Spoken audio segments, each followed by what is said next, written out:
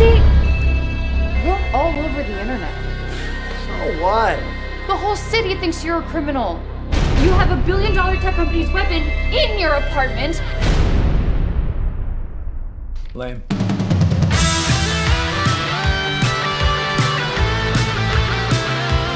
Breaking letter and pal, you're going to penalty box for that.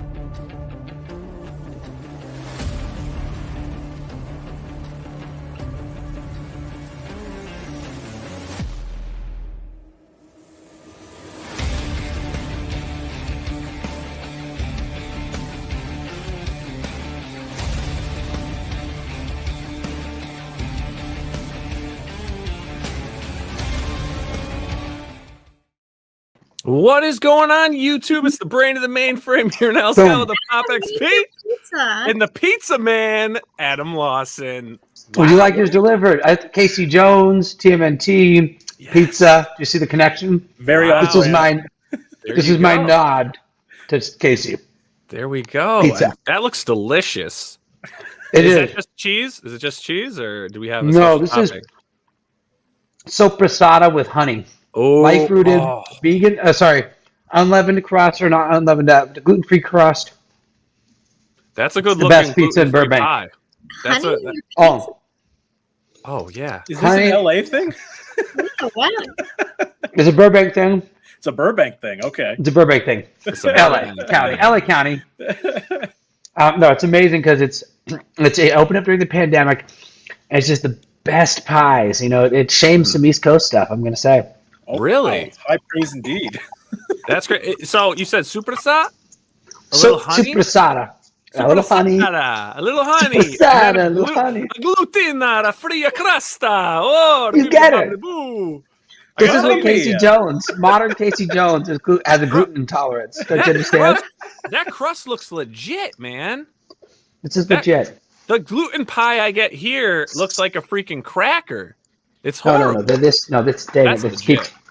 Freeze one and send it to me. Send it to me. Look at that. I'm going to zoom you in. Look at that.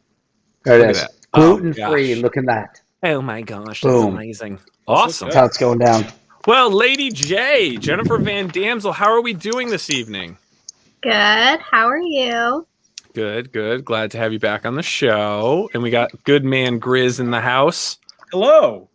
Can I call you? I want to call you the Game Genie. Can we do something with that? Like the Game Genie? I do like the alliteration. In addition, Game Genie, good game Grizz. That's great. Yes. A lot of G's. A lot of G's. 5G. Game Genie. You have the beard. I feel like if we put you in the suit, like you could make a wish come true for someone. I have to paint. We can paint your face blue.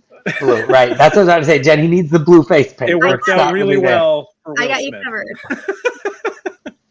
Awesome, awesome. And hey, everyone in the chat, thanks for tuning in. We got everyone over at Twitch. We got our people over at YouTube. For our people in YouTube right now, head over to Jennifer Van Damsel's page over on Twitch. Make sure you subscribe to her. You know, become a member to her channel on Twitch. And for you Twitch viewers out there that are hanging out on Jen's page, make sure to head on and give a sub over to the POPXP where you can see much more of Jen and all these amazing things she does. I mean, she just all day long talks and talks with the biggest superstars imaginable.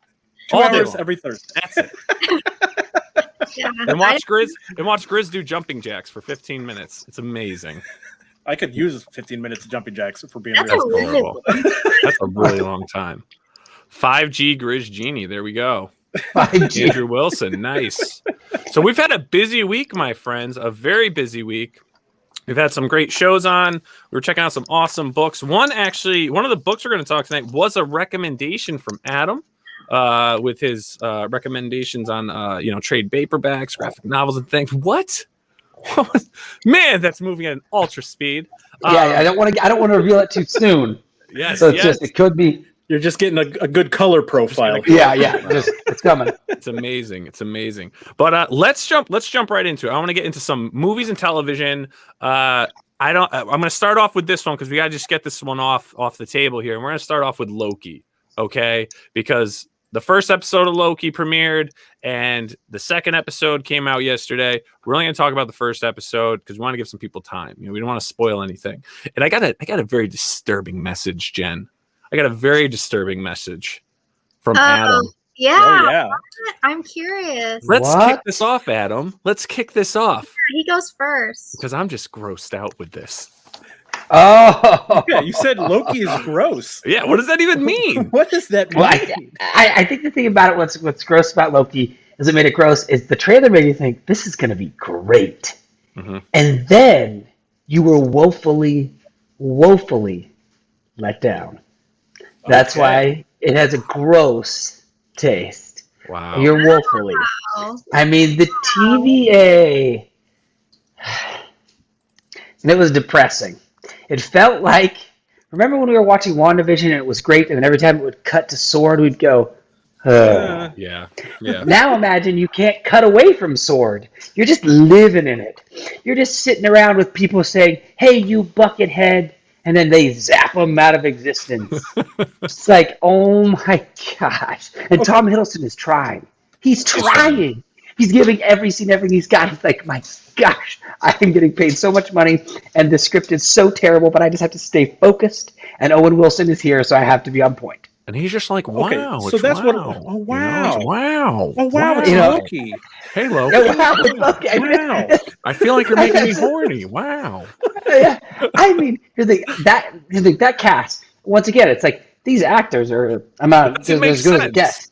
But it doesn't It's make amazing. sense. Why is he even there? I love Owen Wilson. Because he's so funny. And it's just, Because he's fucking Owen Wilson, that's why. because he's awesome. Everybody loves Owen Wilson, and I don't think the cast isn't a problem. I don't think that's the concern. I mean, it's like, but I mean, just think about this moment when he's standing before the judge and she's just real mad at him because he's just this variant. It's just like, guys, this is so absurd. You have the power to pass through time and like inconvenient things, and this guy's rude. It's like, oh my gosh, and then you whack him with the baton, and then quick side to the camera, just so you know, because it isn't very obvious, he's now slowed down to 1/16th speed, but all the pain. That was just for the audience. Yeah. Thank you. You know, it's just like this show. I'm just like, how is this happening? Like we are literally in a carnival of bad ideas, just getting thrown out. And he's like, and he's suffering. He's in prison from the TVA with his designer jumpsuit. It's not some orange, ugly, nasty thing like real prison. It's some nice thing. It's a good jumpsuit. It's a great jumpsuit. That's a jumpsuit what people would wear to the Emmys. You know what I mean? And then, and that's his prison outfit. And it's like, oh boy, Loki's really suffering. And Tom Hiddleston keeps trying to run away. He's like, oh, I'm gonna run away. Oh, zap, they got me.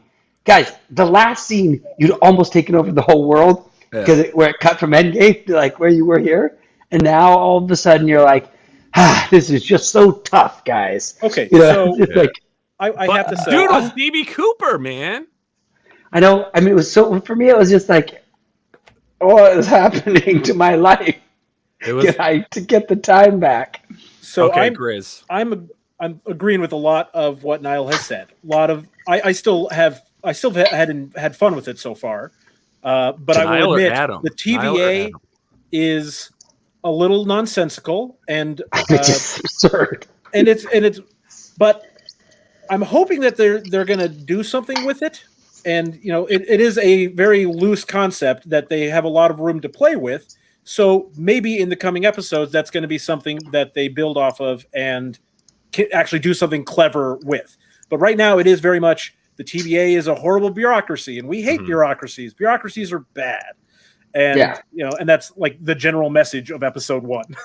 You're right. That's what I mean. I was like, excuse me. At the end of episode 1, you're like, I mean, what is the messaging here? It's like, I know, we figured it out. Loki was trying to kill everyone very bad. The way we top that is make everyone very bored. Yeah. You'll just go and add in the TVA with their animated explanation of why you're a baddie. because How you're a great was very That was great. You didn't like that was animated great. sequence? That old I mean, it was a modern beautiful 1950s modern dude. style. Was Tara strong? Amazing. Yeah, Tara's strong. gorgeous. I love Tara. She's been with me on tabletop. I love Tara. I love the animation style, but it's just like it's so campy. It's like, how is this group actually policing the time train of It's the the universe? curse of the agents. It just doesn't make any sense, right? It's just like, if you're really somebody who can bounce through time and just open portals, and you've got all you need is your little gold, plate with your information, you can just bounce through time. It just adds this huge layer of camp. But I don't know what the payoff is of that, right? Yeah. So I think this could be a situation where Help me out with it, Jeff. it's about expectations, and that we have come to associate Loki with some of the bigger, like scarier situations. Like he's he's a god, right? And then in Thor Ragnarok, we shift him to being a little more silly, right? He's still got some grand powers and grand aspirations and all that, but now it's growing increasingly campy. I almost feel like what we got from Thor Ragnarok made the writers of this show feel like they have to make him more silly, and I don't think that's what we need. That's the theme with all these Disney series that they're doing. A lot of they are much sillier. But it just felt so odd because Jenn loves Loki is not silly. He's not. And in the movie he just came out of, which they cut that little piece in the front and just had this like, we're going to open this pocket story that's tucked right between these movies where he disappeared with the Tesseract, right? And so he went from actually quite a heinous villain there to now he's in Campland. And I guess for me that's tough with a character that is nefarious by design. That's, I think, maybe Andrew puts it best: filet mignon, then handed a poo sandwich equal Loki. That's exactly right. Think about it, Jeff. It's kind of like Cruella, right? They're like, this is a powerful feminist statement, and you're like, yeah, but she kidnaps puppies, and kills them. I don't know about it in anybody else's world, but if I knew somebody who kidnaps puppies and then butchers them, I'm taking a baseball bat to their kneecaps. Right? Like, I'm not your friend. You and I aren't going to hang out. Like, I'm definitely a feminist, and if all of a sudden now we're including people who kidnap and kill puppies, like, how did that happen? Like these worlds, they're just like, hey, she kills and slaughters innocent puppies, but that's cool. It's like, what is this? Where are we going with these? Anyways, Jenn, please. I can tell you need to say something. No, I'm waiting for my turn. I don't have anything to add because I didn't fucking watch it because I knew this shit was gonna happen. Sorry about that. I feel vindicated. I don't watch this MCU stuff because it always sucks.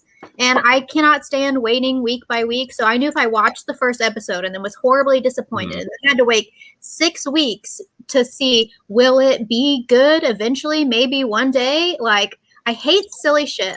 Loki is a badass character. He, like, Tom Hiddleston is great. And then they make him silly. Like, I hated Thor Ragnarok. I thought it was horrible. I loved Thor Ragnarok. I hated it. You would, Grizz. I think that's the But limit. remember, That's Grizz, the limit but of the in Thor- campiness for me. Yeah. Right, but in Thor Ragnarok, Loki wasn't campy. Right, he was still That a was the serious fun- threat. He had some funny quips, like, Sure. well, I'm adopted. Like, he had some funny, clever things, Sure. the kind of thing you could expect for Loki to say. Yeah. But the one highlight for me actually in this Preach show on, Jenn. Preach on. So far, the big highlight for me is Owen Wilson, and I know like the TVA is kind of dumb, but Owen Wilson is funny, and he's he's basically playing Owen Wilson, and I like Owen Wilson, so that's working for me. He plays the same character in every movie. Yeah, and that character's great. Oh wow, things are this is sort of confusing. Wow, But I like Jenn's feelings. Jenn, I appreciated your feelings. See, because I was like, I know Jenn has something to say, and I need to hear it. I need to hear it. You feel like we're setting up, going over the agenda. She's like, I'm not fucking watching that. I'm not watching that You're the crap. one that said to watch the trailer. And that was like, I'm not fucking watching that. I'm like, wait a minute. How does that even work? Bitch, but like I was like, for real, I'm not watching it. I'm sorry. The thing is the trailer made you believe that it was a bit more serious, right? And I watched the trailer and you're like, oh, it feels like an action adventure story. It could be good. Yeah. And then, I was just like, this thing is just, I mean, come on, where are we going with this? So will you all the episodes come out and then binge it to see if it's worth it? Well, I did sort of promise. You promised. You did promise. And I'm not going to remember what happened in Infinity Wars, so I have to watch the whole MCU all over, and I'm going to try my best to watch all of them by the time Loki. So I have like 5 weeks to watch every single MCU thing ever made. So before WandaVision came out, I watched the entire MCU in 1 week, so it's definitely doable. We got a super chat from Comic Talk with Pops Van Zant. That was Thor/World War Hulk. That was not Ragnarok. No Midgard serpent, not Ragnarok.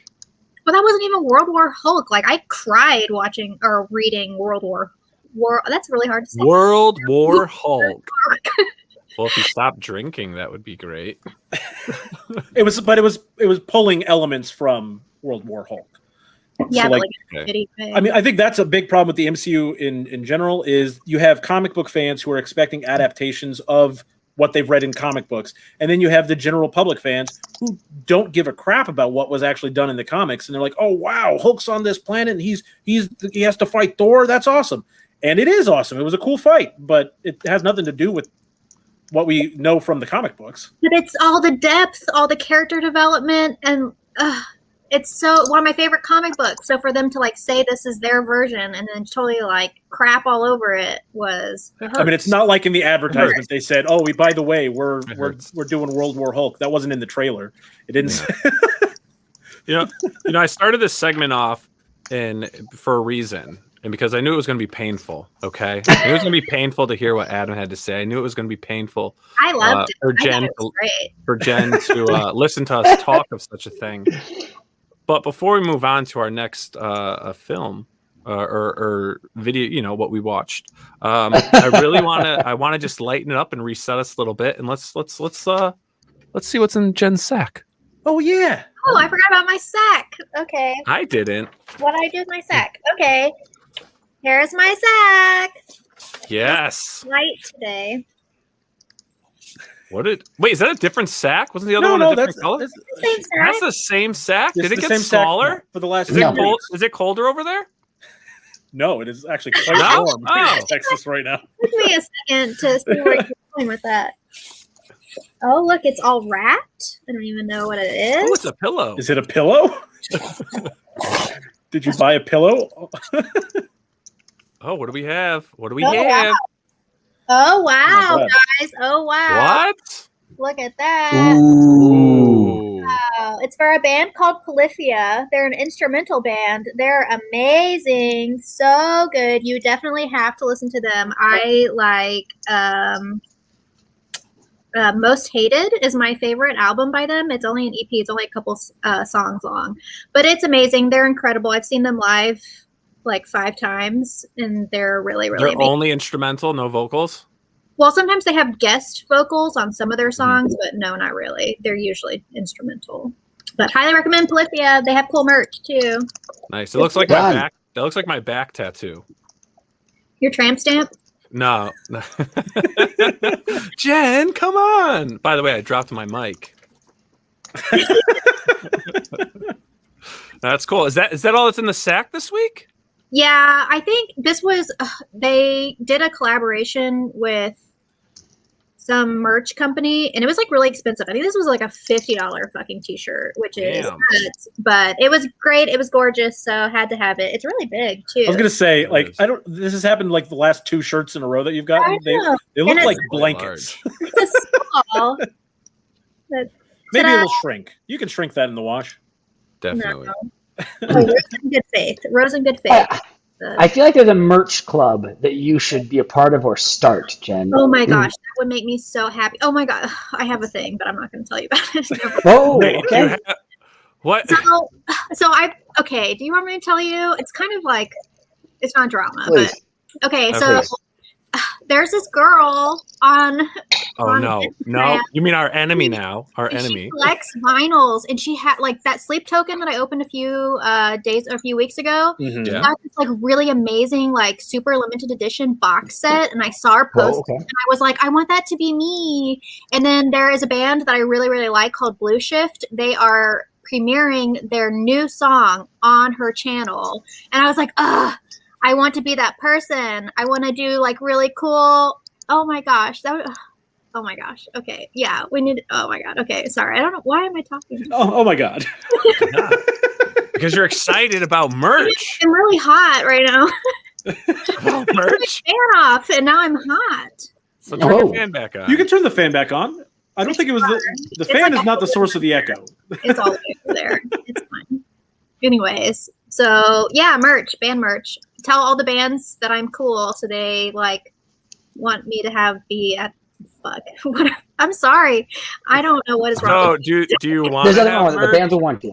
The bands will want you. It's understood. So you do want to have merch, or you don't want to have merch? She wants.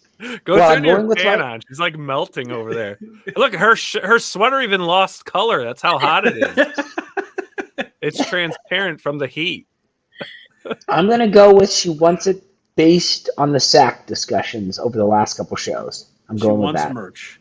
I want wants to. I want to promote all the bands, all of them. Yep. Yep. Well, All of them. not all of them. Not any of the bands Jeff listens to. Hey, you said that Sleep Token song was pretty No, good. that good. The Sleep Token song that we listened to was good. Yeah, No Yeah. lie. I've got good taste. Oh, and a dog just popped out of nowhere. Yeah, What is going on? Mando kept jumping up on me, so I had to let him up. How did you get up there and like no one noticed till he just now? That's Well, insane. Because of the red bar at the Because of bottom. the red bar. It's like perfectly blocking it. Awesome. You Yeah. got the doggo. What? Yeah, this is Mando. Awesome. Hey, Mando. Sorry. So let's get back to the business. Jen, go turn your fan on. I'm so nervous. Why are you nervous? I guess we can't talk about merch anymore. Merch So- that's over. It's a That's closed over. topic.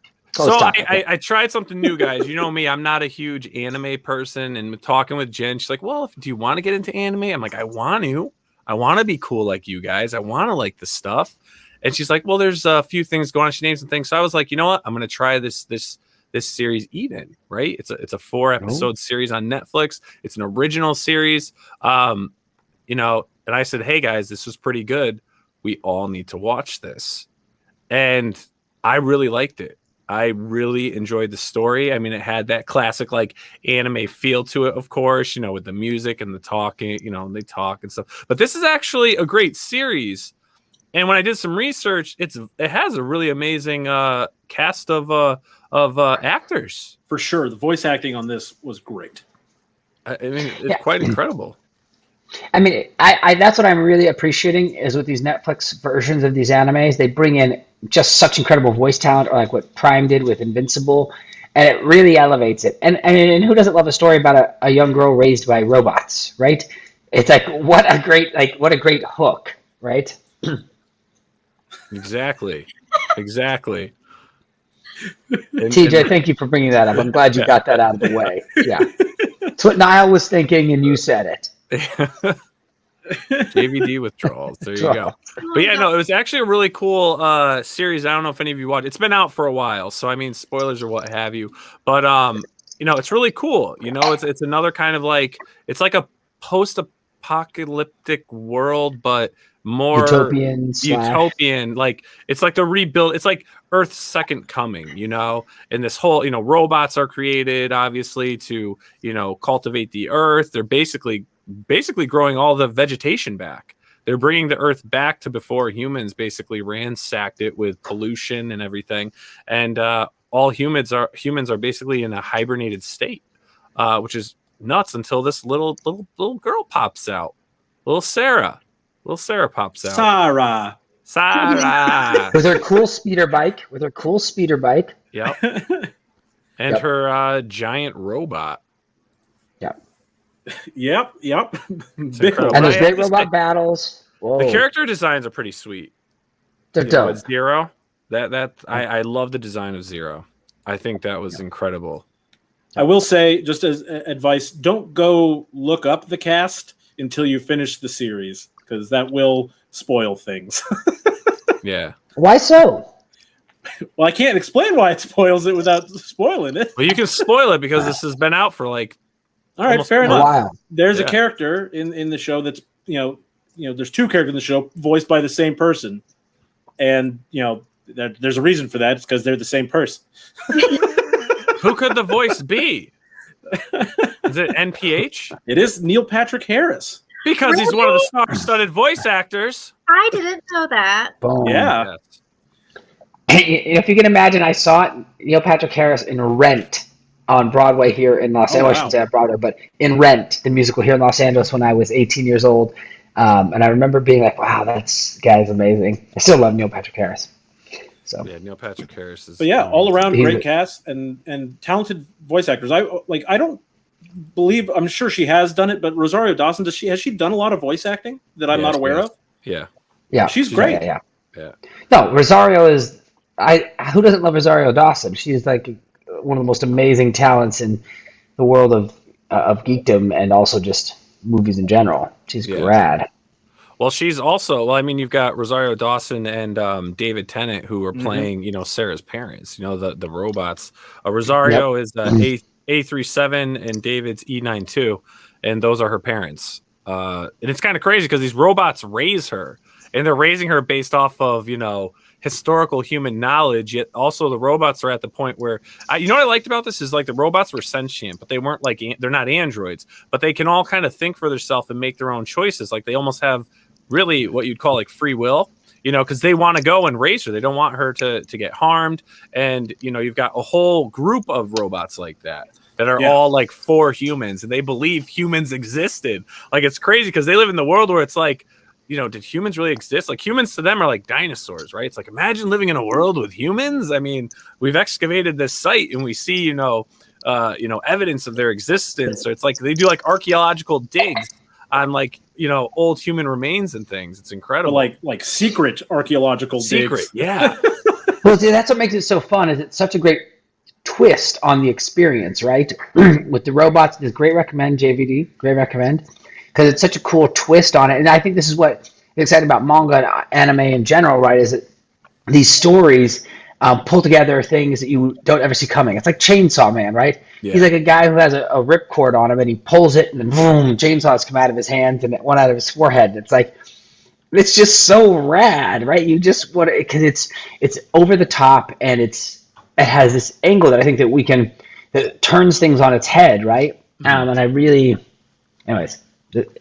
Eden popped. Yeah. Loki. Not. Loki episode 1. Loki episode 1. This is Loki. Like mine is like, I've got a lot of kernels in my bag. It didn't fully pop. I fucked with the microwave, right? Okay, you have kernels in the bag. You got kernels in the bag. I kind of liked. I thought it was entertaining. I giggled a little. I'm gonna watch. I'm gonna watch the second episode. We'll see what happens. One of my favorite Jen things. know how much I love it, and make her watch it. I was just going to say one of my favorite things about Eden was that it's only 4 episodes. Yeah. So and it. Jen doesn't like that it's only 4 episodes. Well, now I have to ask why. Well, we need to know Jen's point of view on it. Period. Yeah. Jen, please. Sorry.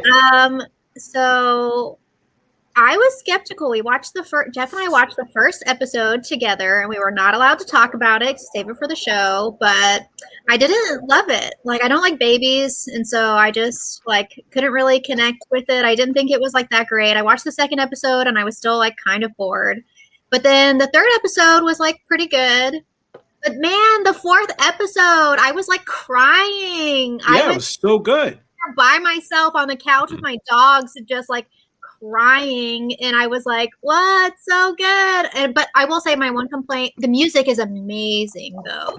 The music is incredible, really adds to the environment and everything. Are you going to get merch from the band who does the music for Eden? Sure. I'll just open it Okay. up, tell them to send it to me, and I will open my sack live in front of everyone. So what was your complaint?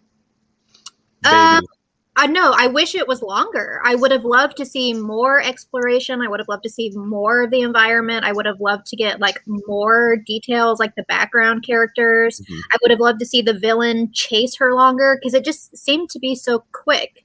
Yeah. I would have liked more to like flesh out the story because it was a good story and it was very interesting. So I wish it was. I actually wish it was longer. I really liked it. The reason. I was going to say, I'm in the same boat. Like, I wish it was longer, but then I'm like, I don't think there's like a second part to this. Like, I don't think we're going to see like her. Pretty well wrapped up. Yeah, it's all wrapped up, which kind of, stinks a little bit because it's like, I really would like to see some more character development, because I don't know. Are they all just babies that are in incubation? Is it, or are there other adults? And I assume there's other adults. I don't know if they're all babies. They're screwed. That was not a good idea. I know. That's why I assume there's adults. But the reason I liked that it was 4 episodes is because I can see this being the kind of world where if you start to spend too much time in it and they start trying to explain too much, that it'll kind of lose some of its appeal. Like I don't, if you tell me everything about it, then I don't have any more to look for into it, But I just worry about a show like this outstaying its welcome. And at 4 episodes, at the end of it, I had that emotional reaction. I wasn't sobbing like Jenn was, but I felt an emotional tie to the characters, and they made me care about these robots, even though I know they're just robots. That was a well executed story. Like let's not ask them for too much more. I will say one complaint I did have is like the villain obviously looks like a villain. I just like why black and red's very evil, like metal. I just was like, all right, because it looked cool. Yeah, super cool.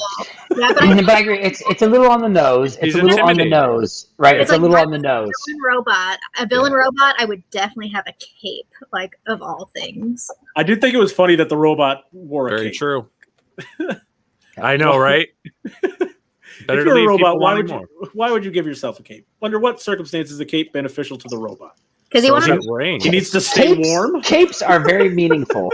Yes. Because when you're wearing a cape, you can get away with things. You can say things. You can almost rule the world. You never can rule the world. Because anyone who with a cape always loses to the heroes who don't wear capes. But for a time, you think you can rule the world. And you can turn very dramatically. Because when you whip around, that cape is with you. Who doesn't want to do that? Yeah, it's a big deal. Capes are the next show, we're all wearing capes. Capes make me feel confident. When I'm walking around at the Renaissance Festival with my cape on, I'm like, heck yeah, man, I'm a badass. But then the rest of the time, I'm like, Yeah. Just need that cape. Speaking of badass. As a social Speaking of badass, I got to say, awesome recommendation from Adam because I freaking fell in love with our next series. And that was Trese. Boom. That was incredible, and I love supernatural stuff. Boom. Yeah, I mean, bam. Are you popping up the image? I'm trying to go. Boom. Throw it up. There it is. Boom. There it is. Okay. Trese. Sorry. Now this just premiered recently too, so this is just this is new, last week, right? I'm glad you liked it now because I felt like this is so cool. I watched it with my wife, who isn't necessarily as into maybe this kind of genre stuff, but I was like, this is awesome. She got right into it. Shay Mitchell does a great job of voicing the character, and just the action and the horror of it, and like it's it's all the things I love. Right, it's got very occulty, and it's cool because she has like her 2 badass like vampire henchmen that are with her. Right, that she like goes around in her kung fu outfit with her like 2 muscle bound guys with the guns, and obviously it's kind of like intimate in moments. When she's there with her mother, and then gory. And we have essentially, right at the core, right? You have a story about a woman who's policing occult activity in the city, right? And she has controls jurisdiction around it. She's Dresden. She's Dresden. That's a great way to say it. She's Dresden. She's policing the occult stuff. Her dad was the person before her, and now she has gained his rights and his privilege, and is then. But what's so cool is imagine when that first episode opened. What really got me now, right, is she's investigating the death of a ghost. Yes. Right.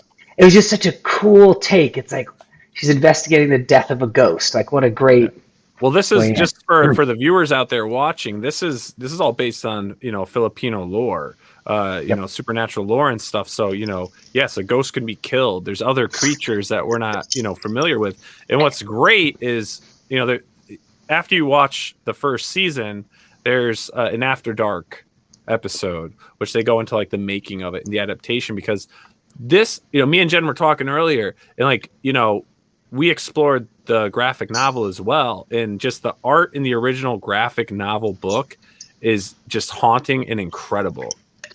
I mean, so good. What Adam was just talking about, you will see this scene in the first episode. They adapted this book very well from paper to screen. Yep. I mean, that looks incredible. Jen, I mean, you saw these pages. I mean, what were your thoughts when you saw the series, you watched the series, you discovered the trade paperback, and you see this art? Well, I only watched the first 2 episodes, so I didn't see the whole thing. But I was curious after the first episode when we were watching the behind the scenes. They said it was based off of, I guess it's a comic, but it looks like a manga. But is that only Japanese mangas? No. I mean, manga is just comic. Japanese. It's a comic, yeah. It's Filipino, and the art, yeah. But anyways, I saw the art, and now I kind of don't even want to watch the show. I just want to read it, because the art, you watch the show and you're like, wow, but this art is incredible. So going to an anime where it's just kind of basic cartoon style. That's what my issue with it was, Jen, was that the animation in it was not of the same caliber as the story. Yeah. And they had it's kind of very detailed backdrops that don't move, very good artwork, but everything is very stagnant except for the 3 characters that are moving on the screen.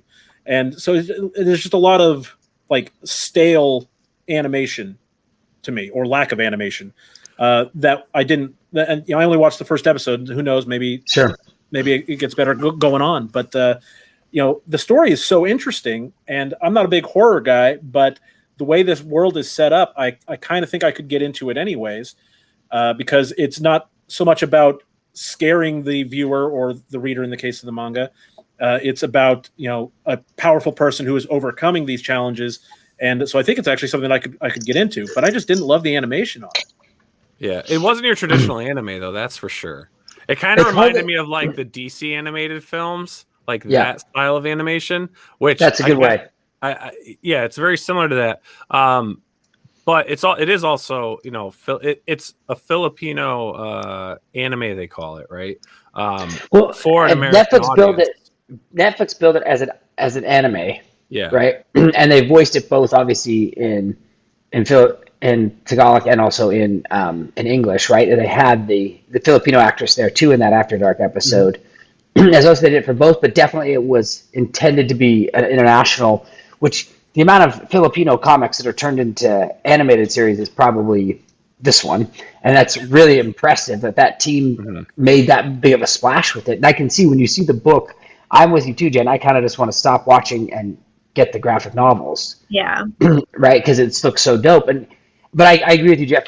The animation is not arresting, I would say, right? It's not. It's the character designs are cool, but that's coming from the comic, right? But the real, and the characters, the story, the designs. But I agree with you. The actual motion and movement is missing something. It's not as it's still enjoyable to watch, but I agree it's not what it could be. I'm just picturing what this show could have looked like. I don't know if they needed a bigger budget, and obviously that would have been hard to do for a Filipino manga that no one in the States is going to be familiar with. I shouldn't say no one, but most people in the States aren't going to be familiar with. Probably hard to get a big budget on that.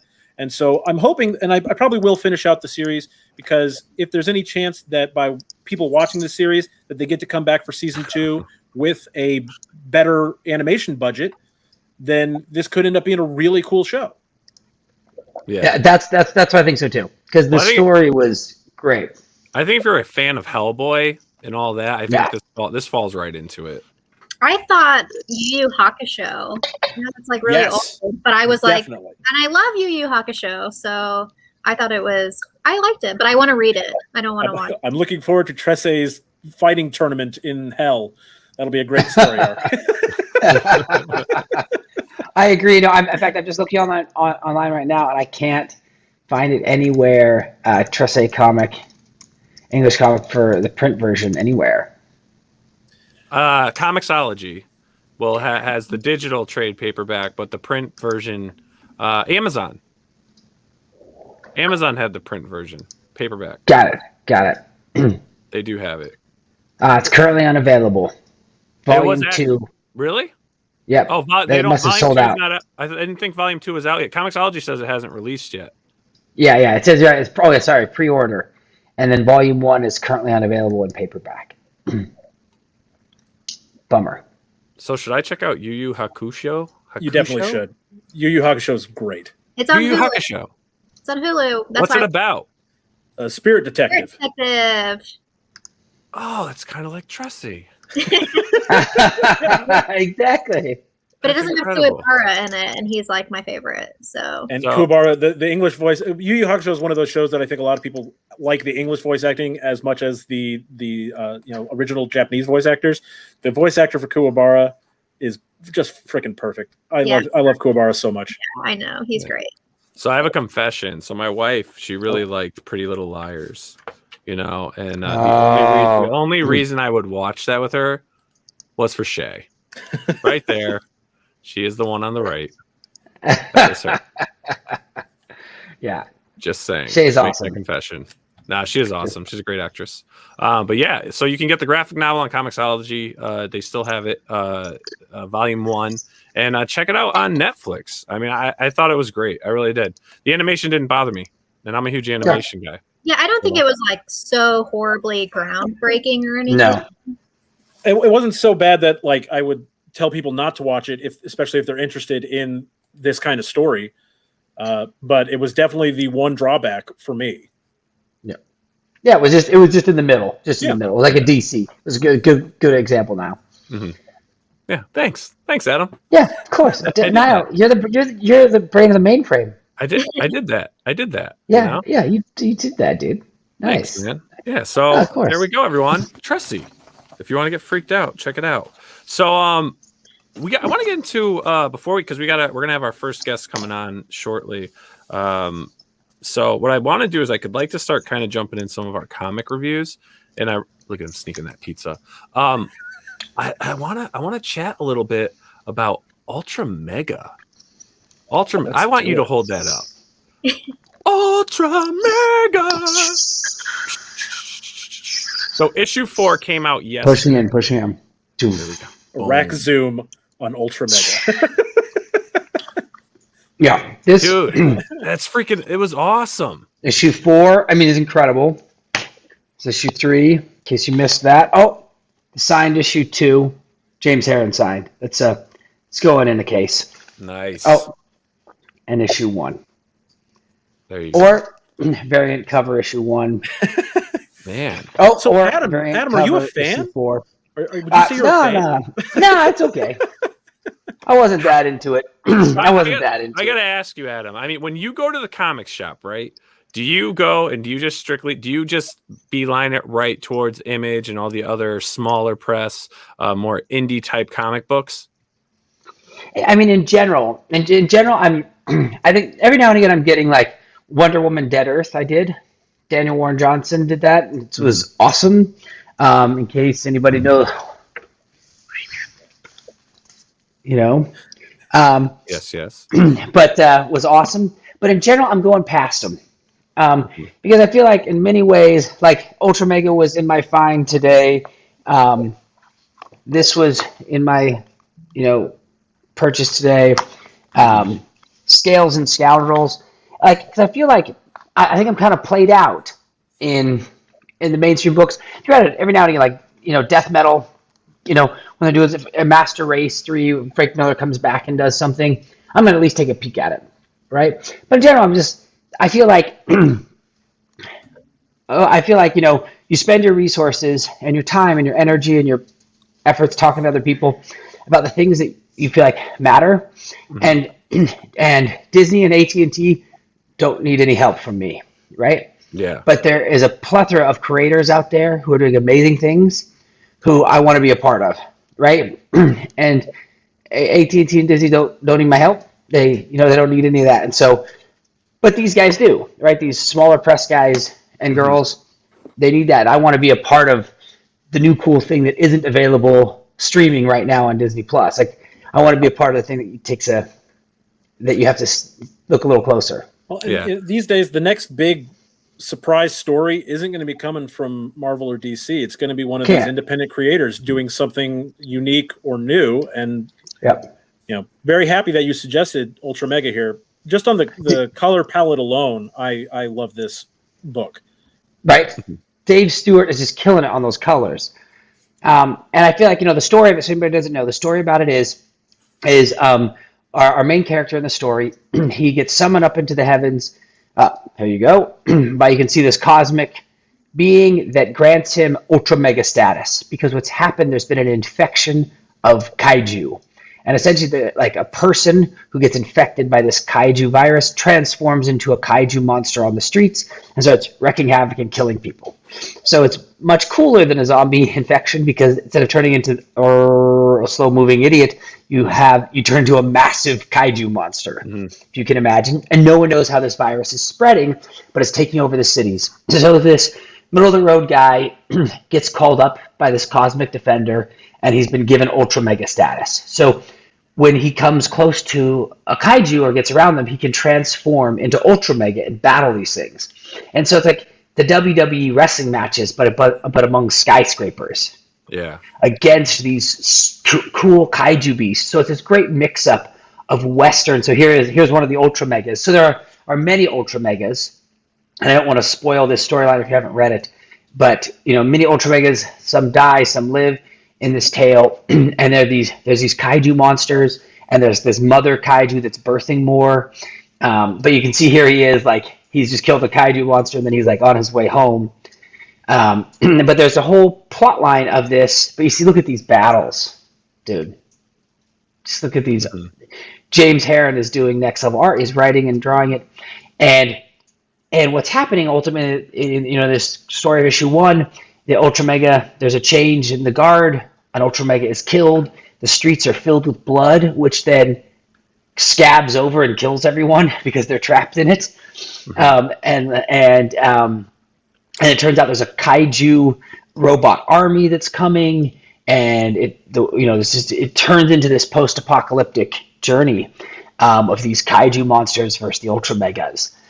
And so, as a story, I mean, you haven't gotten that pitch anytime recently, right? There's a kaiju monster infection, and the Ultramegas are being summoned. And I mean, what do you think about it, Jen? I know you've got thoughts, because I think you might have read some. I didn't like it. Oh, you didn't like it, Jen. I know. We need something to pop up on the screen when Jen. I know. Jen, or something. What? I'm not a kaiju fan. What? Oh, I know. It wasn't for me. I'm not saying it was bad, but I didn't care about it at all. Sorry. Wow. I know. I felt bad. This is gonna be my last time on the show. Now this is gonna be my last time. You know how I feel. I'm like, I appreciate it. Was there anything you did like about it, Jen? Oh, damn. Whoa. I'm not saying it was bad. It was just definitely not for me. I didn't care for the art. The color palette. What? We're going to talk about another comic that it was okay. It was fine. Did you giant I mech really Jen? liked. Yeah, Ava giant mech. But not like Gundam. No. I've seen one thing of Gundam, and I don't remember which one it was. Yeah. See, what I kind of like about the artwork, particularly the coloring, is that the pages have themes that spread across the whole palette. All the panels of each page have like a unifying color theme. I just think is really, really, cool. I also like. I mean, the half the cover art are the colors of your JVD logo behind you, Jen. Like, how do you not like that color palette? We'll talk about I know that's okay. I haven't. Well, I want to point out that I actually, as creating comics and stuff, I have to say this dream sequence. This is from issue 2, just so you guys know. The dream suite. I can't even talk now. Geez, now I'm the one that can't talk, Jen. The dream sequence here is great. I love the panel work where he's sleeping. Then we're seeing him as a little kid, and then coming through, and all of a sudden he's formed into an Ultramega, and he's just destroying and mutilating the kaiju. And then it's back to something very sad, which you have to read the book to understand. I love the art in this book. I love the colors. I love the panel work. The layouts, right? The gray. Nile, I mean, I know you're really your panels are a big thing for you, Nile, and as an artist yourself, like the layouts are just insane. I mean, just the fact that we have offset paneling to show the chaotic sense of this nightmare that he's having, right? So the panels aren't even like these are, okay, or they're kind of, running in line here, but now I've got stuff that's off. I'm on different angles. The boxes aren't square. The angles are off. Like it's showing chaos to me. Here, everything's just a mess because his dream's a mess. It's kind of like a grungy comic. Yes. Like it's in the perfect way. Like it's kind of gross, but in the most thematic way, for this story. I really like it. I love it. Thank you, Jeff. Thank you, Jeff. Sorry, guys. I enjoyed it. Wow. Issue 1 through 4 is out. You can get them digitally on most platforms, or you can check your local comic shop. I recommend supporting your local comic shop first. Get those floppies in your hand. I think it's great. Definitely appreciate the recommendation, Adam. You have a great eye for books and storytelling. I don't know why. You should make it a career. I think about it. I think about it. You're really going places, kid. You're really going places, that's for sure. So we checked out Ultramega this week. Jenn brought us to our attention the many deaths of Laila Starr. And I'm guessing this is the one that she really wants to talk about. Okay. Jenn, drum roll. Go ahead. Boom. That's the cue the graphic moment. Yeah, the graphics being a little brat right now. Okay. Sorry. Graphic. Brain of the mainframe. I know. I'm like sitting here. Like, if you look at my eyes, I'm like, why is it not popping up? Damn Dropbox is being stupid. So much pressure. Under pressure. Well, can you tell us a little bit about the story while we're waiting for the artwork to pop up? so Okay, there we go. They did it. I'm She's a so not good. starfish. Like, you guys are talking about colors. The colors in this comic are Oh, insane. Ethan Van Sciver's in the house. Oh. Yes, sir. Jen says Yo, no. yo. That's for sure. Jen says I just want to point out the colors can be good in 2 comics at the same time. These are better. These are Do you think this just right off the bat is Laila Starr a better comic book than Ultramega? yes. I think they're such different comics. I don't know how you can They're totally so different. Oh no, Right. Adam's giving me the face palm. Wow. No, it's He just- just really Here's likes the thing. Ultramega. Here's the thing. I'm loving Ultramega. Here's the thing. The colors in Laila are spectacular. Don't get me wrong. One is much more grungier, but I agree. Laila is still a beautiful book. There's nothing wrong. This is still a great book. Let me. No, it's a gorgeous book. Yeah, a it's gorgeous amazing. book. But let's lead. I want you to lead this one because I have different thoughts. I know. I think you said something, and then anyways, it's about death and a I feel a lot better about this now. I feel a lot better about this. I do too. What the heck? Tell me. I can't do spoilers. I'm not good at it. Jeff is really good at it. They're not going to read this, so we can tell them what it's about. They can read this. This is so good. It's good. You want me to give a little spoiler-free summary? I kid. Yeah, this is Grizz. Yeah, Jeff. Grill it, Grizz. Throw it on the So- grill. Sizzle it up, my man. The god of death, or goddess of death in this Yes. case, comes to her corporate office for a meeting with the big guy upstairs. Yep. And this 3-faced god tells her that, hey, sorry, there's this new baby being born, and this baby's going to come up with immortality. And so we don't need you anymore. We don't need people to die anymore. So they are downsizing her department and firing her. And so she's got to go live out the rest of her days as a mortal. and so she takes over the body of this girl, and then goes on adventures, learning about being immortal and learning about death in a new way. Really a fantastic story. It's definitely more philosophical than Ultramega. I love that it's called The Many Deaths of Laila Starr, and you're like, what does that mean? But I think it's really, really cool what it means. I don't want to spoil it, but it's very cool. I think it's very interesting and definitely a different take. I love the corporate setting of the gods and everything like that. The issue 2 with the man, whatever his name was. And that was really interesting. I think the characters are a lot more interesting than in Ultramega.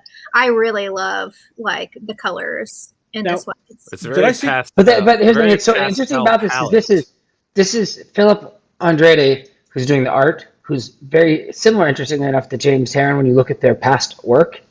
And the colors, look at all the pinks in this and light blues, which is also the central color. I mean, look what's on the page and look what's on this cover. Yeah, you see that?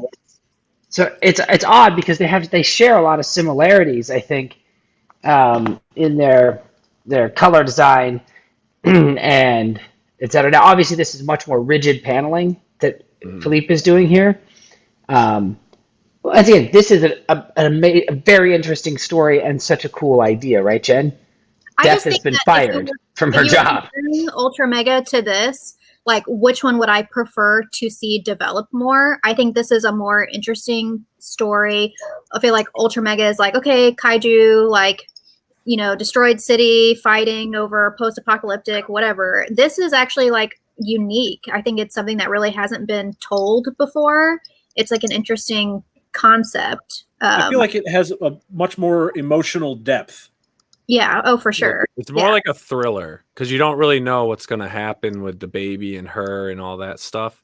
Whereas Ultramega is just let's squish bugs. Yeah, that book's for boys and this one's for girls. Okay. Well, so what does that say about me? I like both of them. Well, this book, The Many Deaths of Laila Starr, is possibly a nominee for the JVD Golden Sack Award. Yes. TJ is so on it. He's so on it. TJ. I love TJ. Yeah.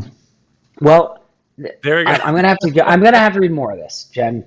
So be it. I only read issue 1. I believe it's only supposed to be 5 issues. For girls, yeah. He says Ethan, you were right. Ethan, you knew. You knew it. What? It's only going to be 5 issues? I thought that's what I read. I don't know. I guess we'll find out. But you liked it, Jen. I'm glad you liked it. Are you gonna continue reading this series? Are you gonna write it through? Who, me? Jen? Yeah. Yeah, for sure. I think out of all the comics we have read on this show, I think definitely The Last Ronin is my favorite, but I'm very interested in this. I mean, look at my background. It's the same thing over here. So, my God, don't be big. I like to be big. How are we going to see the background? It's a tiny screen. There you go. 5 issues, Jen. We'll do that. 5 issues. Yeah, it is 5 issues. Yeah. Well, then I'll definitely finish it because then, it's only 5 issues. Highly recommend. I think it's great. That's it. I agree. I thought it was also really good. Really good in completely different ways than Ultramega, which was also really good. I will say it's Thank you, Jeff. Thank you. I'm with Jeff on this. And Nile. I would say it's very well written. It's an interesting concept. I personally I'm not going to carry on with the series unless we have to for review purposes. Why would you want to know if you like it or not all the way till the end? So she says, having stopped watching the MCU instead of watching it all the way to the end. I know, right? I get literally disappointed in almost every MCU movie ever. So you can't. No, there's nothing wrong with that. We're moving on. We got new things. We got new things to find. Yeah, and we got Drew, the Comics Elite. Thank you for the $4.99 super chat. I've recommended all 4 issues of Ultramega on the Comics Elite YouTube channel. It's right next to Stray Dogs as best indies of the year. Thank you, Drew. Did you read Stray Dogs? Thank you, Drew. I've heard of Stray Dogs. I have not read it. Dude, how have I not read this? I know we're gonna have to read Stray Dogs, but I do have another little treat of a book. So I was checking out something. I'm setting up an episode of, we're gonna have the guys from Scout Comics on, and I noticed that a friend of ours we've had on the show, Gilbert Del Trese's book, Galactic Rodents of Mayhem, was being published now and distributed through Scout Comics. So I got a chance and I went through it. So they broke up the trade paperback, the graphic novel, and broke it up. So I distributed this first issue out to the team here. This is definitely an homage to the Ninja Turtles. You can definitely, it's been that way from the get-go. When they were promoting on Indiegogo, when we had them on our show and they were on other streams, that's what they were talking about. And there even is a great scene in here where they're battling some turtle ninjas, which is great. I saw that. I was like, turtle ninjas, okay. Yeah, I was like, what is that? But I also got some Guardians of the Galaxy vibes from it. Yeah. Oh, so that's why I didn't like it. Oh, hated it. Wait, I remember when this was on Indiegogo and I tried to back it, but I missed it. And I tried to back it, and they'd already got it distributed by Scout. And I thought it was super fun as a concept. You know what I mean? A shark. That is a shark. That is a shark. Almost like, Grizz, are you playing Maneater from Tripwire? I have played some Maneater, yes. Dude. That's what she said. That's a game changer. I love that. Anyways, makes me think of that. Yeah. No, I like the art in the book. I think the art's great. It's great. I thought it was a pretty cool script. I did get that escapism from this book, probably because I am such a Turtles fan, and I was like, where is this going? Right. So I got really into it. But I was disappointed where they cut it off. Where they cut this off compared to the graphic novel you can back, or you could back on Indiegogo. I don't believe it's available anymore. But you can buy that graphic novel on Scout, but they only sell this one issue floppy digitally because they're releasing it, obviously, as a traditional floppy. Adam, did you get a chance to read through this one? Actually, I did not read this one. No. What about I said we got distracted by the many deaths of Laila. So I did read through this. It was okay. Thank you, Grizz. It was good.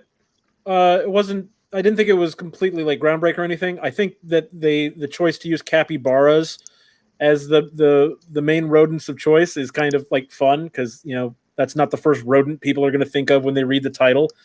So I mean, there's some clever things here, but it felt to me sort of like a kid's comic book that had more gore than a kid's comic book should have. I mean, am I the only one who felt that way? Shut up, Grizz. Okay. Well, I agree with you because once you have a rodent as your hero, you're now almost kind of childlike in its tail and the rats and the sharks walking around it. You've kind of built, like you're saying, a TMNT universe, and so, yeah. And it wasn't like it was overly gory, but I mean, it's clear they got their inspiration from the classic Turtles comics, which of course were very violent. It was good. Yeah, I liked it. I mean, you got here. I just scrolled down so you can see you've got the their battle with the turtle ninjas here. Obviously they look very turtle-like, but I thought they did a good job of it. They definitely made them more like all snapping turtles, which is pretty cool. But I like the concept. But then that's where it ends, and then you got to wait for the next issue if you haven't backed it since. Let's see. Yeah, it was a weird Zane, I wish the backers got this book before non-backers could get it through Scout, giving me Ravage and Red Rooster flashbacks. The Indiegogo backers will not receive the first appearance of these characters. That is a shame. Ooh, that is a shame. I'm seeing that trend. I am seeing that trend. That happened with Berserker too, right? Berserker. Obviously, Red Rooster had that thing, and it's tough, and it's got to be tough, especially when you're trying to, the comic creators out there, the indie creators, a lot of us, we do all this. We have day jobs. We're doing these things on the side. It's like a nonstop hustle. So when that opportunity comes to get your book out there through a channel that you may find trustworthy, that's a big decision to make, I think. Well, I guess what's odd about it though, now when you think about it is, because here's how publishing deals work. you can still say to your publisher, hey, great, here's what's going to happen. I just need to deliver the books to the backers. I'll take care of that. I'll pay for that print run. I can even use a separate printer because it's not what I'm giving you, right? People already bought these. They already paid to have these, and you can just get window 2. You know what I mean? It takes somebody, you just say back, how about you just get window 2? I'm only exploiting my backers, who in some of these cases might only be 200 people, right? Yeah. It's not like Walmart has lost their audience base because the 200 backer, you know what I mean? Not that there's anything wrong with 200 backers, that's still a lot of work.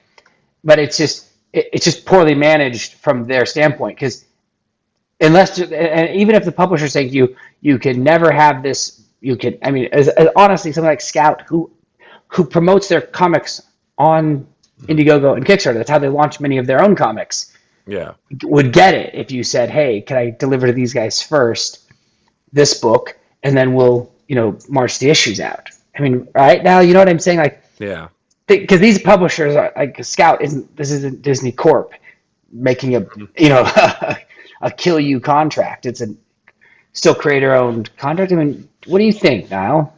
Yeah, I mean that's kind of hard to believe. There has to be a deal where it's like, all right, well, I need to fulfill to my backers before I start trying to distribute, let's say nationally or to local comic shops or even digitally through that publisher who has, obviously a much wider range of fans and buyers that are going to, go to their website and explore, check Previews magazine. Like, your backers should be getting fulfilled, but that's got to be such a tough decision because, I mean, when an opportunity comes, either the money's right or something to really make that decision. I think it's, it's not good if you want to stay as a crowdfunding business. And I'm going to be doing Wednesday. Just you guys will start seeing the promo. There will be a panel discussing this on top of basically, making your crowdfunding platform your business and not just your launch pad. And I think that's where maybe some people get mistaken. Well, maybe this was their launch pad, and now they think by going through the big publisher, that's the way to go. So it's like, well, I need to jump on right away. But we're going to talk about that in more depth on Wednesday next week. But I think it's one of those things like I've never been in this situation. I personally would not burn my backers. I would make it so that my backers would get the product first, and then I would go to distribution. That's right. And it's not like the distribution cycle is so tight on indie comics where that if you don't give it to them in June, they'll just never release it. It's just not that way. It's not that aggressive of an arena. Do you know what I mean? Like, yeah. So that it would be fairly easy to do both. And I may be over speaking on some of these deals, but just as a human, you kind of owe the people who. Well, plus, I feel like came in first, right? People who back you on an Indiegogo or a Kickstarter, those are the kind of people who you want to keep happy because they're the people who are going to come back and back you on your next project, as long as they were satisfied with what they got from the first one. So if they feel like you kind of sold them out a little bit, it's a little harder to make that argument. Like, no, come back, trust me, we're going to do it right this time. I don't think anyone would go round 2. If that happens to you once, like I'm not backing Berserker number 2. Berserker round 2, I've got to wait a year and a half to get my copy. Yeah, I'm out, and while it's in the shop, that's cool, dudes. I'm out. Yeah, I would never go again. Always respect the people that buy your product. Yeah, it's 100%. I mean, it's weird. You gotta support those who are supporting you, right? They need to get the product first. They're also going to be the people who give you the best word of mouth if they do like the product. That's a really good point. Those are the people that are going to come to your booth at a convention, are the people that are backing you on Kickstarter. So look at that. That's what she was reading. Yeah, I can take credit for that. I read that. You can click those, Jen. You can pop these up. You have the power. No, I don't have that power. It makes me nervous. I can't do that. Me either. Do that? What? She has the power. This is embarrassing, Jeff. We need to have a company meeting. We need to have a company meeting. Jeff and I have some concerns with the way the brain of the mainframe's running it. I just want to be able to click stuff. Click what? Jen's got all these privileges. I'm the girl. I get what I want. Actually, it's more like, so can we do this, that, and this? And I'm going to give you access so you can do this and this. She's like, okay. I'm like, all right, great. Thanks. Bye. Yeah, he was like, now that you have access, in case I can't do the show, you guys can just do it without me. And I was like, that'll be Jeff. Jeff will be hosting the show. I'll just do the same thing where I just show up. So, yeah. Fair enough. You still have to click things. I'll tell you when to click. Okay. But I mean, just really quick to go back to that, though. I mean, Adam, you're a very successful crowdfunding creator. I mean, you do your stuff differently. I mean, what would happen if, you know, Boom Studios or IDW came to you and said, hey, you know, I want this book coming through us?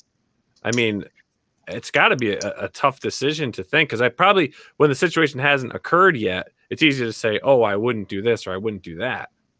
Oh, I think for myself, like I don't have, that's not necessarily an exciting proposition for me, because I don't make my living just yet from these books, right? I make my living in television and video games. Yep. And so it's easy for me. And because Boom Studios, for the record, is not like they're gonna be offering you a $500,000 contract. They're gonna be offering you a good 50 cents a book at best, and you might sell 2,000 of them. That's what they're offering you. Think of all the gluten-free pizza dough you're gonna get with honey and sopressata. You get it. So I mean, and that's what makes. Yeah, it's gonna be huge, dude. It's gonna be huge. American don't even know. So I think for myself, like that's not exciting, right? That isn't exciting for myself. It may be exciting for others. You know, for the Failed Soups Club, you know, for us, we have a Shopify store that's gonna be launching in the next 2 weeks, and all of our products are gonna be on our Shopify store. We have a marketing team, and we're gonna create our own experience, and be continuing promoting down the line, creating our own work. We have also board games and toys as well. So that isn't interesting to me, because that isn't my trajectory. Like I don't want to write books for Boom. That's not really what I want to do. Boom is lovely. They do a lot of good stuff. I love Once and Future. I love the stuff, but I don't actually really want to invest all the work and energy that it takes to make a comic, and the finances that people invest, and it go that way, because that's just not. It's not exciting. It's just not very exciting for me, you know. So you just want to keep it all in the family. Yeah, I want to keep it all in the family, and build out my own operation, right? And you know, bring in others to the fold, and etc. So at least for myself. So that's the difference. Nice. Now, Grizz, you ever thought about doing your own type of indie creation, whether it's a video game, a book, or anything like that? Well, you know, unfortunately, I don't have the skills for game development. I've played around with it a little bit. Like, you know, I bought Game Maker Studio, and you know, to try to learn how to do it. And it, you know, it's the sort of thing that if I wanted to do it, I'd have to stop doing everything else in my life to learn how to do it. But I have, you know, I have ideas for stories for comics, or you know, things like that. He's a great DM if you want to play like D&D or something. That's true. I am actually a award-winning DM. I've won competitions. Really, Jeff? Really? Yeah. Listen, Jeff. We've been talking about this. Why aren't we doing because something? It's your game. I want you to run your game. No, you should run the game, bro. I want to play in it once first. I want to play in it first. Well, we should do something fun. I mean, look at the minis. Look at the minis we've got to play with. Oh my right? gosh! I cannot believe you didn't tell me about the Kickstarter until after it was over. I would have so backed this. I mean, I think this is kind of Jenn in Asunder, right? Axe choking the man down there in the water. The Naga. We got our friendly devourer. This stuff. I see. This is what I'm talking about. I need you to send me these things so I can open them in my sack in front of everyone. Yes. Well, Jenn, I'll hit you in our chat, and I'll get your details. I'll send you over a link for backer kit, and I'll get you a whole kit. I'll get you a whole kit. My god, I'm sweating again. Oh my god, how exciting. So much merch. Yeah. So much merch. Oh my god. So much merch. Yeah. So amazing.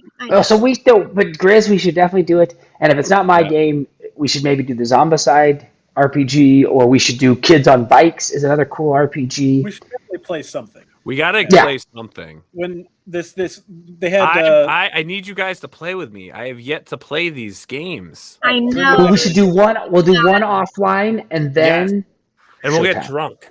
Well, yeah. no. So we had these competitions. We had these competitions in the Houston area for the Mithril GM competition. Yeah. And it was basically you show up, you're given an hour to prep your adventure, and you have to meet certain parameters, include certain things in your story, and then afterwards the players score you. Yeah. And I should type my nails wrong. it was so much fun. But I mostly have DM'd D&D. I need to try out some other RPGs. It's been D&D and World of Darkness, the only games I've ever run. The only thing that's like just World of Darkness is epic. It's my favorite. It's my favorite. My first, second. My first was D&D 3.0. Then the TMNT pen and paper RPG was really fun. I made a raccoon that liked to steal stuff. Yeah. And then, but my third one, I was a changeling in World of Darkness, and I immediately super fell in love with it. And I've never been able to play a changeling since then, so I really need somebody to run a World of Darkness game for me, please. Let's just do it. and then let's talk about merch and see which merch. Merch. World of Darkness. World of Darkness, Jen, is good. Maybe we can switch it up. We can do an Asunder campaign, do a World of Darkness campaign. Don't tease me, Adam. I will get so excited. You just say these things, and then you're like so cool, and then I'm not cool enough to hang out with you. So You definitely are. You definitely are. So let's get this underway, Jeff. Let's do it. Do it. I can't be the keeper when you're the award-winning GM. Come on. For a D&D competition, I need to read your book.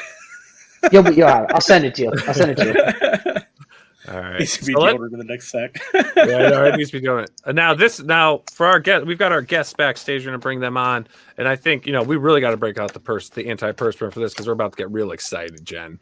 Real excited. My hands are sweaty. Your hands are sweaty. Knees weak, arms are heavy. Mom is out. Mom spaghetti's nervous. All right, everyone. Well, we got great guests. If you were here for the beginning of the show, I did splash that up for our guests. We'll be joining tonight, and I did air one of their trailers right at the beginning of the show just to give you a little taste of what we have going on. So, without further ado, everyone, please welcome Adam and Steve to the show.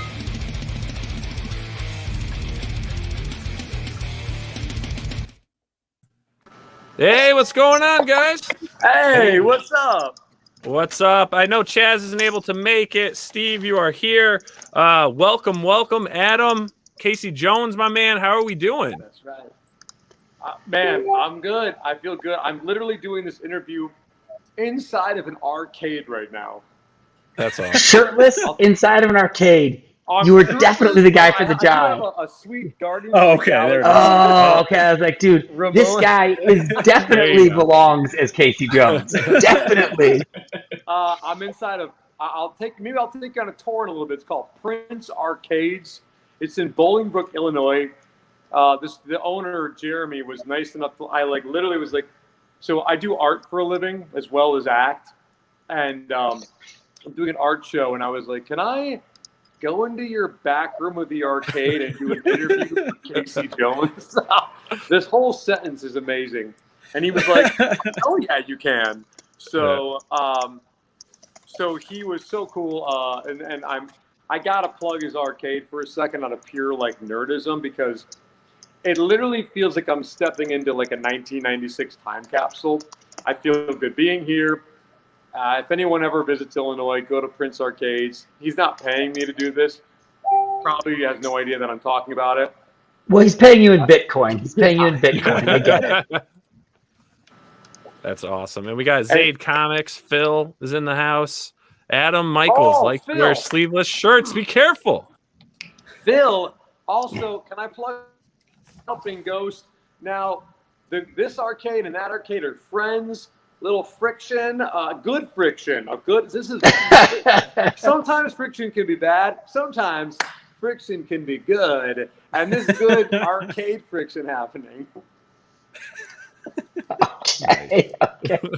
I do. Well, I saw we saw your trailer at the beginning, and I was like, this guy is so metal. Where is metal anymore? And here it is. Right now, and so I'm going to ask the question that Nile was too afraid to ask. How are you doing a Casey Jones movie? Because we want to know how that's happening. I'm going to turn that right over to, we're backwards here. I'm going to turn this over to my man Steve right over here. Hi, Steve. I miss you, buddy. Hey, how's it going? Tell me you miss me too. I do miss you. I always miss you. Lost control for a second. So how are we doing it? Well, we ran a Kickstarter last year and got together. We smashed our goal and were able to go out and shoot the movie. And now we're in post-production and trying to put it together. Awesome. Now this is a Casey Jones themed, Casey Jones from Teenage Mutant Ninja Turtles. So how do you guys go about is this considered a fan film? Like, is there, I'm just curious, how do you go about making a fan film without having like boatloads of attorneys and stuff rolling up like, hey, that's not yours? We have a wing and a prayer. I see, I told you guys. So I can weigh in on that. So because it's a fan film, none of us are profiting off of this. And as of right now, we are all personally in the red. We are making this out of pure love of the Ninja Turtles universe. We are running a crowdfunding campaign because it is what we want to do is unattainable for us to be able to put our money together and do. But with that crowdfunding campaign, which I have to add is happening right now, we have an Indiegogo. Oh, look at that! We have an Niall's been on fire today. We have an Indiegogo. Dude, I'm backing that right now. I'm backing that right now. While we do need people's help to keep going with it, in return, we are offering what we can only call an experience. We want to make, shirts and Blu-rays, VHSs. We have a cassette tape.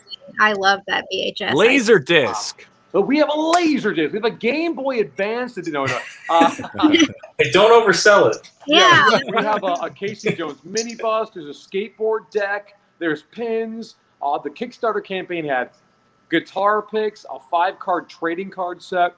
We grew up with the Turtles, and with that came a lot of awesome merchandise. Not only did we want to create a Casey Jones and Teenage Mutant Ninja Turtles film and something to put into the universe, we also wanted to create an event out of the entire thing, and that includes having all this awesome memorabilia to go along with it. So if you do help out, you will be getting some really cool stuff in return. Our heart and soul have been put into this entire thing. So I guess I got a little derailed. Because we're doing it this way, we're not really profiting off this. We get a green light for making fan film stuff. However, where's my camera? However, we do want this to have some legs, and we want to turn this into a TV, like some sort of series for Casey Jones. There are some things that are being talked about already by complete miracle happenstance that feel too good to be true. That's all we can say. You know what I mean? If something big happens, amazing. If not, at the very worst, we'll have an incredible 22-minute long Casey Jones Ninja Turtles episode. Otherwise, if the stars align like they could potentially align, we'll have a series out of this thing. Awesome. And I'm just going to really quick, for the viewers that are watching right now, they're going to be watching this record, I'm going to play your official trailer so they get a taste of what you guys are putting together. Yes, please. Casey? Yeah. You're all over the internet. So what? The whole city thinks you're a criminal. You have a $1 billion tech company's weapon in your apartment. Lame.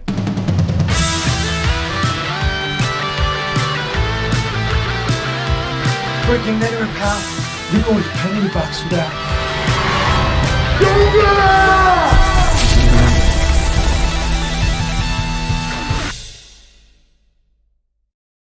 It looks fun. It looks really fun. It does look fun. Dude, Yeah, I mean, I just Jenn bought has a the question. Blu-ray. I bought the Blu-ray and the VHS, and I'm just gonna go put you out right now on Twitter. What's your Twitter, Adam? What's your Twitter? So my Do you have- Twitter is Adam's art box. Like, I, Adam, own a box of art. Adam Jenn has a sack. You have a box and Jenn has a sack. This is like love it. a mixed universe. Hey, that's a match made in heaven, man. There you go. I'm Adam's art box. Steve over here. Steve is also an incredible artist. Steve, what's your handle? It is Steve Z with 3 E's and 883. If for any reason with you can't find it, Steve Z let me with write it 3 down. E's. Steve Z with 3 E's. Jen, So what was your earlier, question? someone was singing an Eminem song, right? Yes. Yeah. So think about like Steve E's, 3 E's. Like, think about it like that. Make it That's a good way- rhythmic. There you go. it's There you go. That's Perfect. Steve Z. so, and it's Adam's ADAMSARTBOX. Yes. Yep. That's it. And your Boom. social security number is 0. And that'd be really handy if I could get that real Yeah. quick. It's 1, 2, 3, 4, 5, 6. Wow. Steve There you Z go. with 3 E's. Yep. I So meant- I just pumped it out. Oh, I got the Blu-ray and the VHS. And if anybody who is a good person listening tonight, if you're a good person, you should do the same. you should. And also, If you're I an gotta say, evil person, don't. yeah, be a good person. The co-director and writer Chaz Dre. It's just that, Chaz Dre. Probably the most 1995 thing you've ever heard of. You got to go follow him. He's super fun. The dude makes an awesome party, and also it turns out he makes a kick-ass Casey Jones thing. Chaz Dre. He couldn't be here tonight with some stuff that came up, but go give him a follow too. And then we do have, I think, a special guest is coming in. I have to be honest. I'm doing an art show right now. Mm-hmm. I snuck away from it.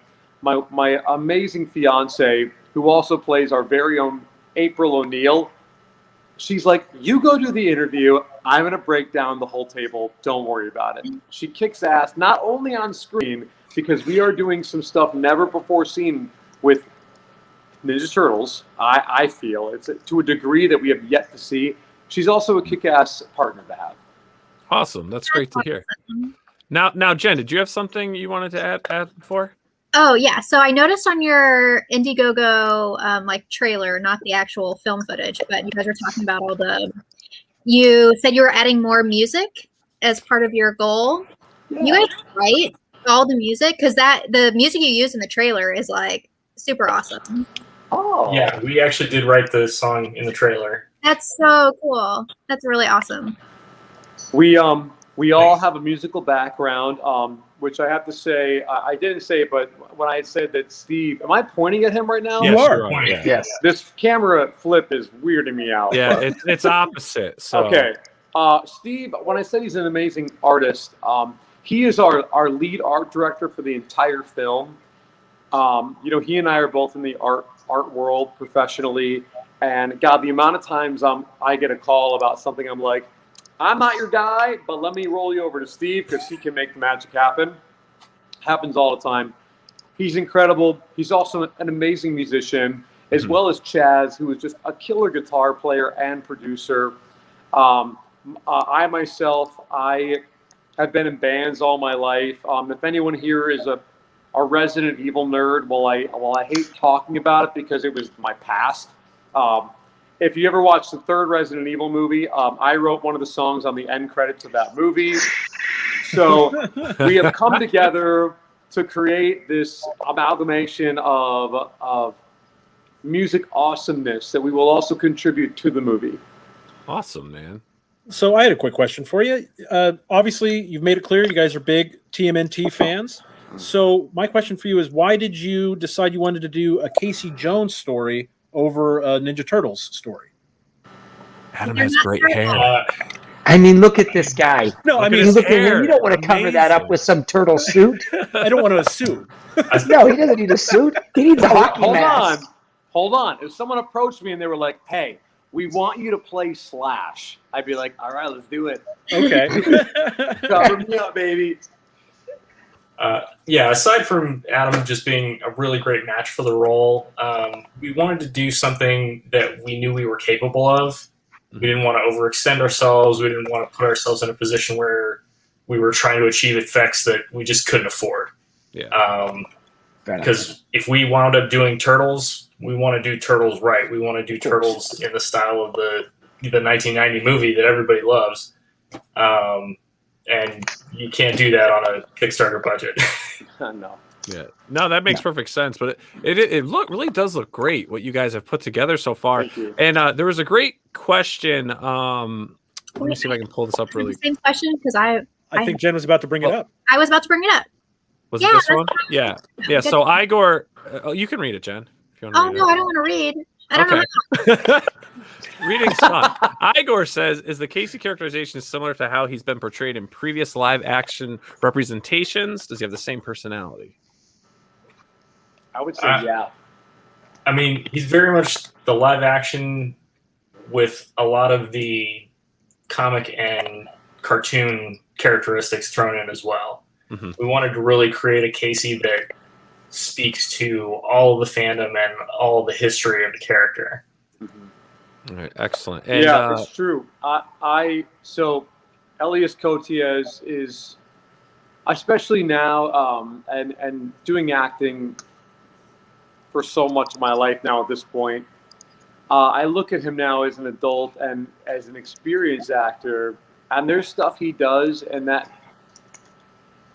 if you can watch the Ninja Turtles movie now as an adult and really invest yourself into all the choices people are making, it's incredible just what they're doing. And we've talked to Judith Hogue now, who plays April O'Neil, who has given full support of Kaylee Libby, who's playing April O'Neil.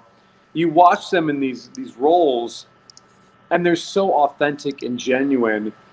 I'm never going to be Elias Koteas. That guy is so naturally incredible, and I admire him so much as an actor. We're not here to compete with anybody. I do want to pay homage to what he did on screen for the 1990s movie, and because he brought it to life in a different way. Mm-hmm. So, like Steve said, it is a fusion of that 1990s Casey Jones with a little taste of what we know from the comics and the toy and the cartoon. So I think if you are a fan of what happened in the 1990 film, mm-hmm. just know that we have the utmost respect for that. We're also, I can't stress it enough, we're not here to compete with any director or producer or actor. We are just a handful of dudes and women who, dudes and dudettes, who love the Turtles, and we just want to put something in the universe that people can watch and be like, yes, this is kick-ass. That's it. That's it. Yeah, I love that. And just really just go back to the campaign. Right. You guys have 3 days left on this. Now, with Indiegogo, you can go with what's called in demand. And since you've made gold, for a film, will you keep this open so that people can continue to back, or are you guys shutting down at the 3 day mark? Kind of the plan right now is that we're going to shut down the campaign once it ends. Mm-hmm. If we have overwhelming demand for product, we'll figure out other channels that we can get that product out. Mm-hmm. But yeah, we are planning to end the campaign here in 3 days. Yeah, it's true. We just literally were texting about this a few hours ago. And as it stands right now, this is shutting down in 3 days. So if you do want to be a part of it, or if there's some piece of merchandise you're like, I want to have that, you can get it. We might add something later. I think it's safe to say, Steve, we don't totally know if that'll happen. Yeah, it's possible. So if we do something later on, don't be upset if we're like, oh shit, I got this, I get this, because we don't know. As of right now, assume that this is the end. But if there again, that's a great point, Steve. If there's high demand, then sure. But we don't. As of right now, it's shutting down. Nice. Well, I'm going to do those. I'm going to play your campaign video for everyone watching this live that's going to be watching this recorded to get a better understanding of what this whole campaign's about. Awesome. Hey, did you see this? Adam, you did the bookmark for Magic Cop. Is that right? Oh, the Is that- one. Yep, that's Yeah, me. yeah. Oh, nice. Dude, that's awesome. So he's doing art for Phil over at St. For Thomas. the Diaz brothers, yeah. Yes. Nice. Those guys, they are so cool, man. The best, yeah. You know, I think it only makes sense to plug another. Could you guys, because you're going to explain it more than me, real quick before you play the Indiegogo campaign, can you give them a little love and just tell everyone what they're doing too? Oh yeah, we've had the Diaz brothers on the show many times. Awesome. They have their books out, multiple different books. Super Cop is great. It's kind of has like an 80s vibe to it. Head on over, look it up on Indiegogo. Check out everything that Phil's doing. TJ or Herrenberg in the chat, put the links up to Phil's campaign. Actually, you know what, Phil, Zaid, I'm gonna make you a wrench. I'm gonna make you a wrench. And you are now a moderator. So Phil, you can put any links you want into the chat, and anyone watching this live can head on over. So you guys have that. Magic Cop. I said Super Cop. My bad, matches. Thank you. So yeah, check that out. They do great stuff. I love it. Yeah. And they've gotten such demand. Like they do the true stepping stone of a crowdfunder. Like they had the first campaign, the second campaign did better, third campaign did even better, and they're just growing and growing. And they're just such awesome dudes to talk to. And they have a butt pillow. In case you didn't know that part, that happened. They have a butt pillow. Speaking of butt pillows, let's check out the Indiegogo video for Casey Jones Livewire Wave 2. Team Minty fans, welcome to the Wave 2 campaign for our short film, Casey Jones Livewire. I'm Chaz. I'm Adam. And I'm Steve. And collectively, we are Chromatic Phantom. Last October, with support of Ninja Turtle fans from all over the globe, we were able to fund our production for our action-adventure comedy, Casey Jones Livewire. The story is painted in nostalgia, has tons of charm, and is full of major league butt kicking. With backers' support, we even shot a music video and increased the film length by 50%. Our goal for this Wave 2 campaign is to give fans one last chance to be featured in the credits, score some awesome Casey merch, and help our increased post-production efforts. We're writing more music, adding some gnarly visual effects, and beefing up the overall project. This time around, you'll be able to pick and choose the exact Casey Jones rewards you want. By selecting a film credit, you'll have access to all of our Wave 2 merch. Staples like the digital downloads and the Blu-rays are back, in addition to all new items, including 50 limited run copies on VHS and a Casey Jones mini bust. We are first and foremost fans of Ninja Turtles, and Casey Jones Livewire is truly a work of love. We are stoked to bring this new film to you and hope you can join along for the ride. Please contribute and share this project, and together we can turn this to 11. As always, Hold on. I think I got a better one.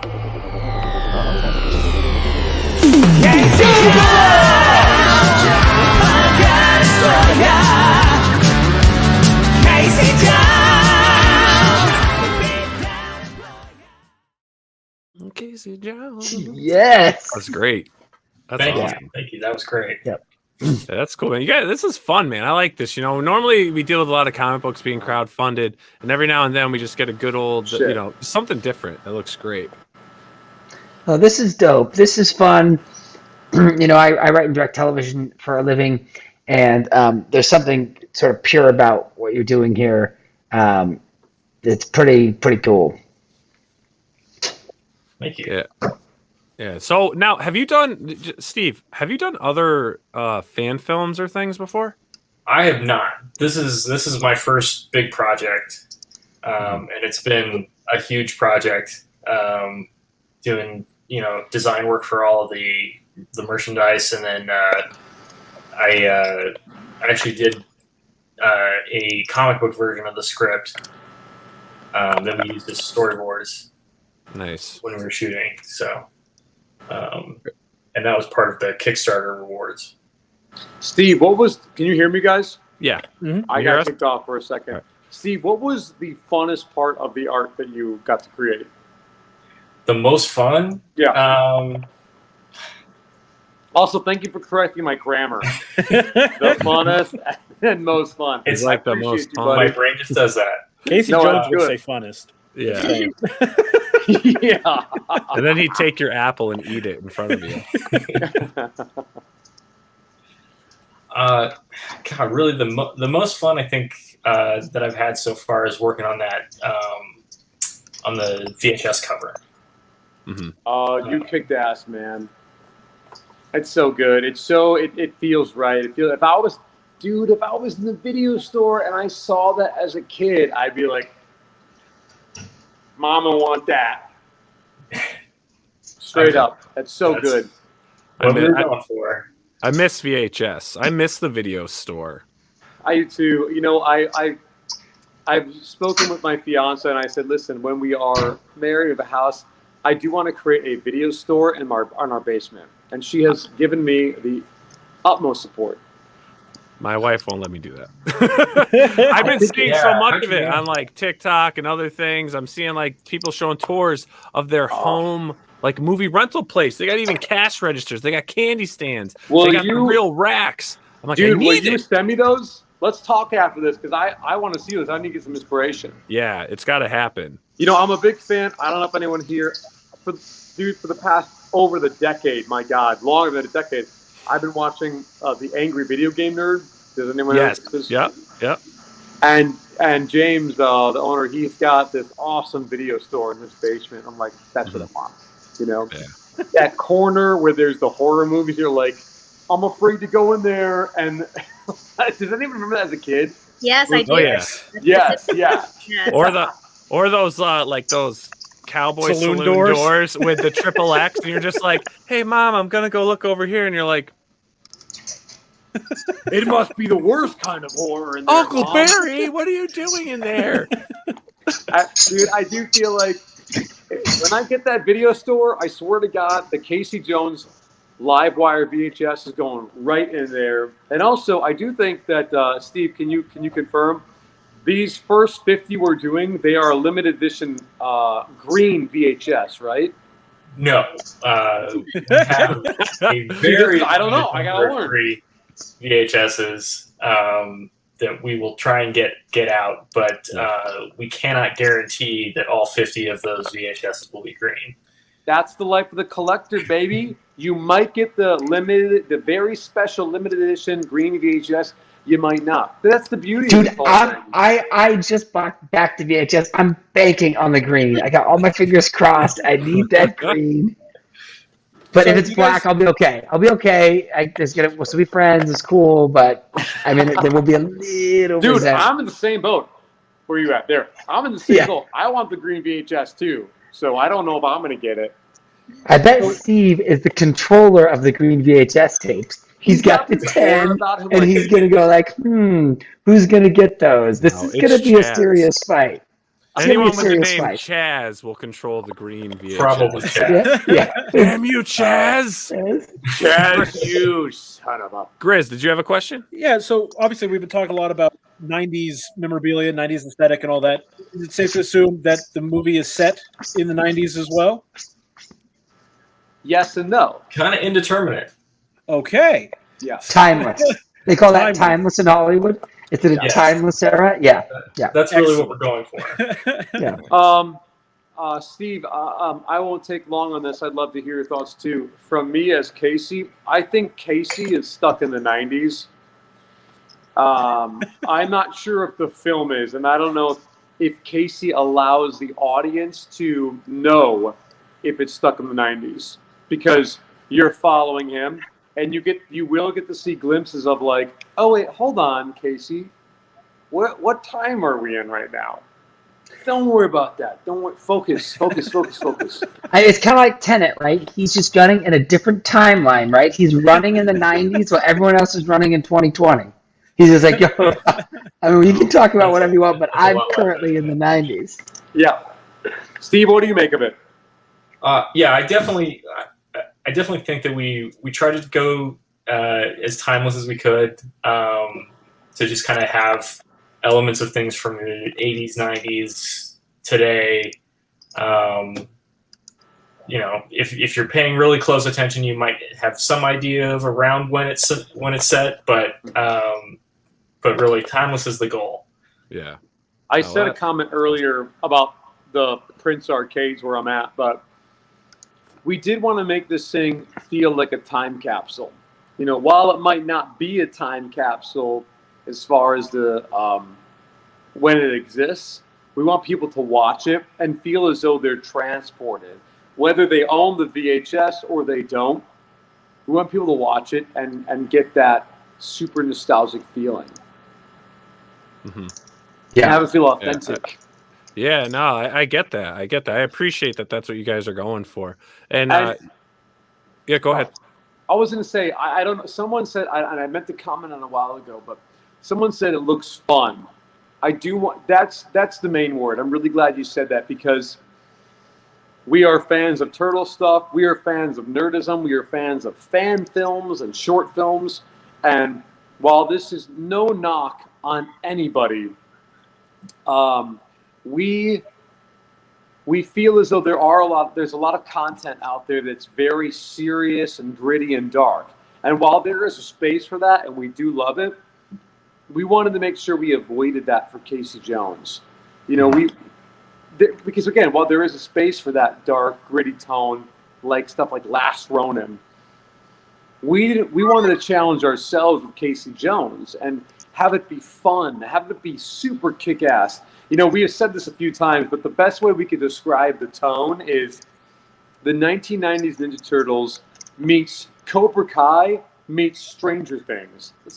That's to me the best way we could describe it. Oh, nice. Awesome. And for the viewers out there, I mean, if there's something you're into, you know, head on over to the Indiegogo page. The link's in the description of the show. It's also in the chat. Also, too, you know, the best thing to do with crowdfunding campaigns and indie creators is share. You know, Absolutely. even if it's not anything you can back right now, share it on your Facebook, your Instagram, your Twitter. If you're a fellow streamer like us, you know, there's 3 days left. I don't know, I was going to say 50 hours. We have 3 days left. So, you know, maybe reach out. Maybe you're looking for some great guests on your show. Have Adam, have Steve on, Chaz on. Help push this in its last 3 days of funding so that they can continue to get the most need to continue to create a great production of this Casey Jones series, which is cool because, I mean, I'm a huge fan of Casey Jones. I've always been, you know, right there. You know, Leonardo is my favorite turtle. Casey Jones is my favorite, you know, non-turtle character. Yeah, basically. Casey Jones has always been my favorite character. When when the TMNT RPG came out from Palladium, I was very disappointed because it was all about playing the animals. But I wanted to play the guy with the hockey stick. Yes. That right? I wanted to be the hockey stick guy. Anyways, we got the hockey stick in there. We have a handful of weapons he uses, and one. You know, again, we wanted to pay some love letters to the 1990s film, and there's a moment that happens. It's an unlikely Casey weapon moment, and we're like, how do we use that but play on it even more? I honestly, I cannot wait for Turtles fans to watch this because I think it's going to stir up so much joy and nostalgia, and I think it's really going to create. Honestly, I might be bold, but I think it's going to create a new love, like for something they never knew they could want more of. Yeah, no, definitely. Well, hey guys, I want to thank you both for coming on the show. The episode looks great. The quality of the film looks awesome based on the trailer. I'm going to back this myself. Unfortunately, I can't do it live right now because I'm running the stream, but I'm gonna get on and back that myself and get my VHS. Definitely, I'm if you get the green one, Nile, if you get the green one, you know, don't. I will. I'll tell you what. If I get the green one, maybe I'll send it to you and you'll trade with me for your regular one because you're such a nice guy, and I would do that for my friend. I would do that for my friend. That's big. I feel that. I'll send it to you. But Steve, awesome, great artwork, great story. Adam, your acting looks great in this. It looks like it's going to be humorous and fun, as well as action packed. So good luck to you guys. Thank you. I'm sorry, Kaylee couldn't be here. She's making sure I survive, and is. Yeah, she makes a hell of a. She's probably the most beautiful April O'Neil that's ever hit the screen. By the way, you lucky man. Can I be biased? She's so beautiful, and she's so kind. She's one of the kindest people I've ever met in my life. If anyone's watching, wants to, she's literally texting me right now. I don't know if that means she's coming on in here, but if you want to follow her, it's Kaylee Libby. If I could spell that, I'm going to. Is that cool? Yeah, go for it. It's KALILIBBY.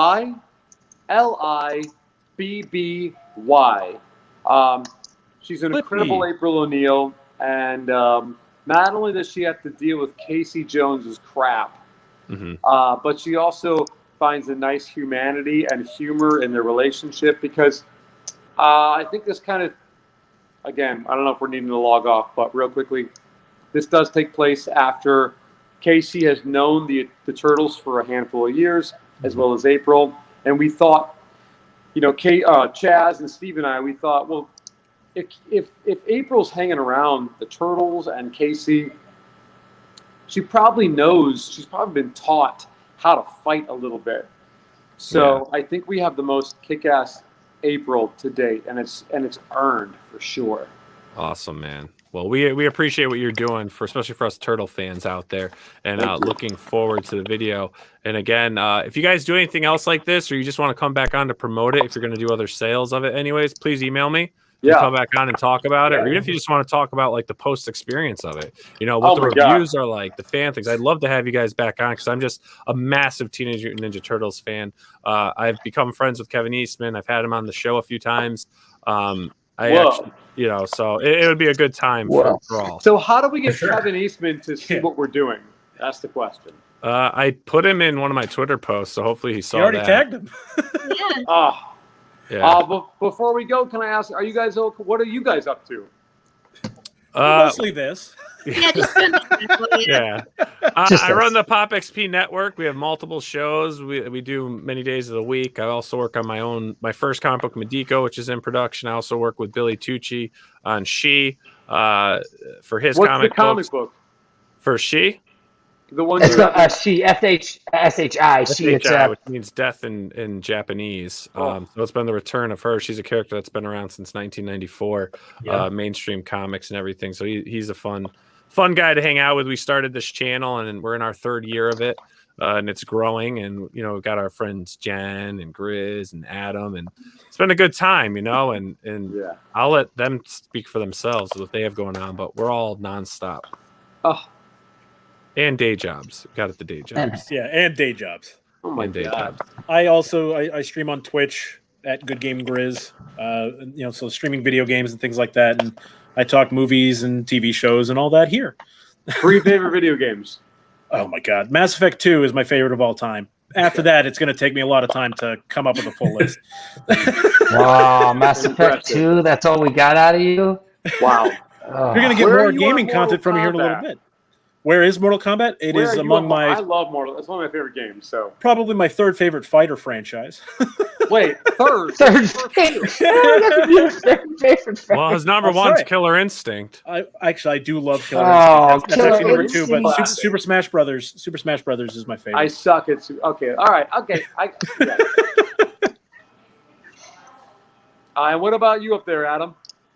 So I write direct television for a living. That's my day job. I currently am directing and producing a series for EA Games, the EA Play Live event, but why I usually come on this is to talk about my comics. I got the Kill Journal here, awesome one, and this guy's shipping right now, the 8th. It's awesome, cool stuff. But yeah, that's me in a nutshell. Andy does RPG games, tabletop games. I do board games games as well, all that stuff. Whoa, and Jen, how about you?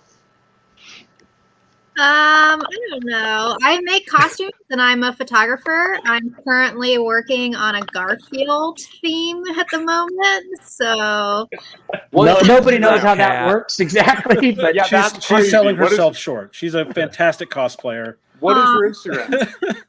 Amazing photographer. Oh, thanks, guys. JVD runs the world. She has a sack. I have a sack. She has a sack. I don't know if that's healthy, but I'll be hitting everyone up so I know. Also, before we leave, she just showed up. She's going to say hi here. This is April O'Neil. Hi. Hey, April. Whoa. We're closing down. I think. Was any final words? Okay. Any words you have to say about the movie?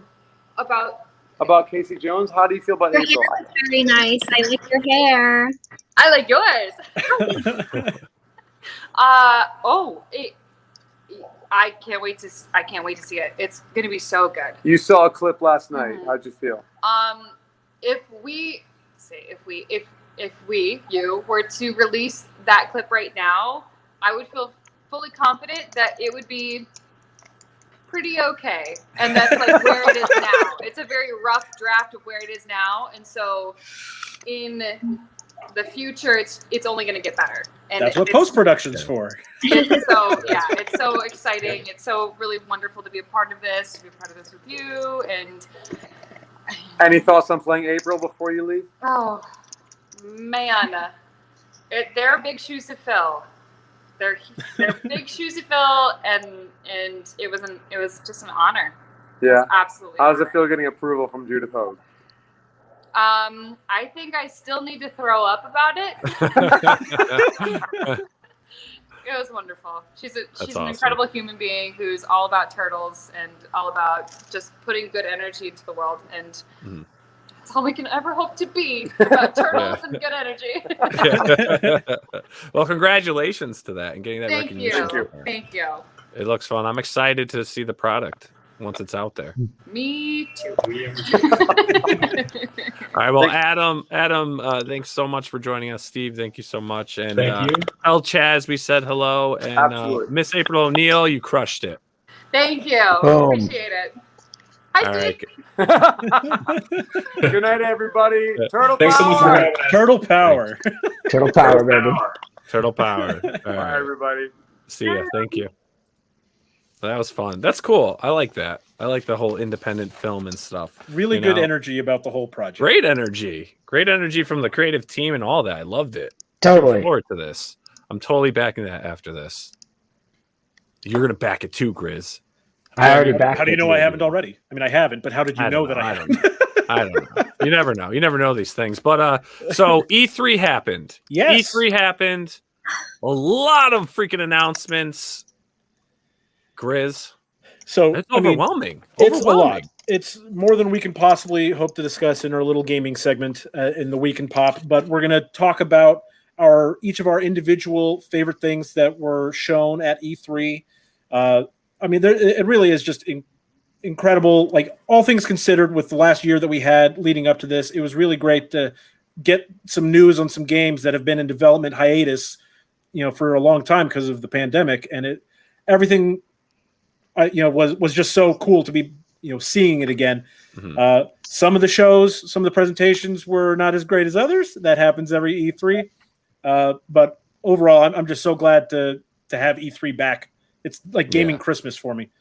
Yeah. So let's start off. I mean, what was your pick for your most anticipated game from E3? So this was tough to do because this was a great year for indie games in E3. I don't think there was as many like big, AAA titles that people were super excited for, but this was a great time for independent games to shine. And for me, the one that stood out the most was a game called Death's Door from Devolver Digital as the publisher. It is developed by Acid Nerve, and I guess we're pulling up the reveal trailer here. Hopefully it'll play. But basically, this game is about you play as a crow, who you're seeing here on the screen, with a sword. And the crows in this world are reapers. They go collect the souls of the dead. And it's a really cool aesthetic. I don't know if you can jump to something like the gameplay. Yeah, it doesn't let me control it on this little thing. I'll jump to a photo. Pick a photo from the there we stuff go. there. We'll do that. So it's got a really cool, fantastic world. It's got it's awesome. Yeah, really like Studio Ghibli-esque monsters. In fact, that is someone that they've cited as an inspiration was the fantastical Studio Ghibli movies. Mm-hmm. But the gameplay is like it's an action RPG, similar with a lot of inspirations from like Legend of Zelda, but with an aesthetic and some combat mechanics that they are pulling from games like Dark Souls. So it's supposed to be really fast paced, a lot of dodging, and you get to upgrade your abilities like you would in any RPG. And overall, I just really like the character. It's a cute little crow that you're going to go around and murder things with. I think that's going to be a lot of fun. The whole landscape and everything is really beautiful. Like what's great, I like doing these segments is like I would never look at this game. But I probably will now try this game once it's available. And it's coming soon. It releases July 20th on Xbox and PC. And you can already pre-order it on the digital stores. It's not going to be super pricey. I think it's only like $25, something like that. Oh, nice. Very much looking forward to this one, and I don't have to wait long. No, you don't. And so let's check that. So you got Death's Door is Grizz's pick for E3. My pick for E3. I'm a bro gamer. I want to blow stuff up. I want to be with my troops. I want to be in the trenches. I'm Battlefield 2042. I'm ready for it. I'm jumping in. You guys, all the links for these games, by the way, are in the description of the show, so you can go and check them out. I don't want to go through playing all these trailers and things, but 2042 looks freaking ridiculous. This trailer is mind blowing. This game, and I've been interviewing the team on this for the show with EA, and what is coming and stuff I can't say. It's just absolutely mind blowing. This is going to be the FPS it's just going to take the FPS world and put an axe through it. It's something else. Yeah, I mean, I've been playing the Battlefield games since the original Battlefield game, where it was just open source world on the PC. I mean, absolutely incredible. But this is just insane. You guys gotta check out the trailer. I mean, it's incredible. The gameplay. This is all real gameplay footage that you're seeing, but just on point. Awesome technology stuff. I mean, like, this is probably crap that we're really going to see in like 2042 or whatever, just because it's not that far off of being like, it's like not realistic. Let me put it that way. Like, I could totally see these new military technologies coming out, especially when like you'll see a scene where they drop tanks from parachutes, and then you got the rockets that soften the landing for the tanks. I mean, that's freaking nuts. I think that with the Battlefield franchise, one of the things it's most well known for is the destructible environments that they've been doing in the last several games, and that just keeps getting elevated. The levels of destruction, the particle physics and stuff in this game is insane. I've also been playing Battlefield since Battlefield 1942, and I've never been very good at it, but they always get me back into it because it just looks so good. And if you're a fan of shooters, I mean, you've definitely played a Battlefield game at some point. They're great. Sure. Yeah. It's awesome. So that is my pick for the best of E3 for me. And then Adam, you're up. You got so the game that Lost in Random that I'm most excited about. It's an EA Originals game. Zoink Studios is doing it. In fact, I was just interviewing the creative director on the game. His name is Olav Redmalm, who started as a comic book artist and then got into video games. So very on point. But this is a dark fantasy tale of this world that's been taken over by this evil dice and this evil sorceress, and she rolls the dice, and then terrible things happen in the world. And in the gameplay, the way this executes in gameplay is this dice rolls, and it shifts up the map, and it shifts up where you are in the story, and then you've got a good dice that's on your team, like this little dice with two legs and 2 arms that's running around with you, dicey, and you have this girl, and they're battling this sorceress in this dark fantasy world. It's got some really unique action mechanics to it, with this very, like as Grizz, you said, very much this Tim Burton-esque world. Yes. And it's really, and this is a good example, right? You roll the dice, and then the whole world changes. So it's a game where there's random elements happening at its core, mechanically and story-wise. That's incredible. And it's that fun kind of creepy. Yeah. It's that Tim Burton creepy. Yeah. It's like fun. It's not super scary. Yeah. Jen's choice may be super scary. Yeah, scary.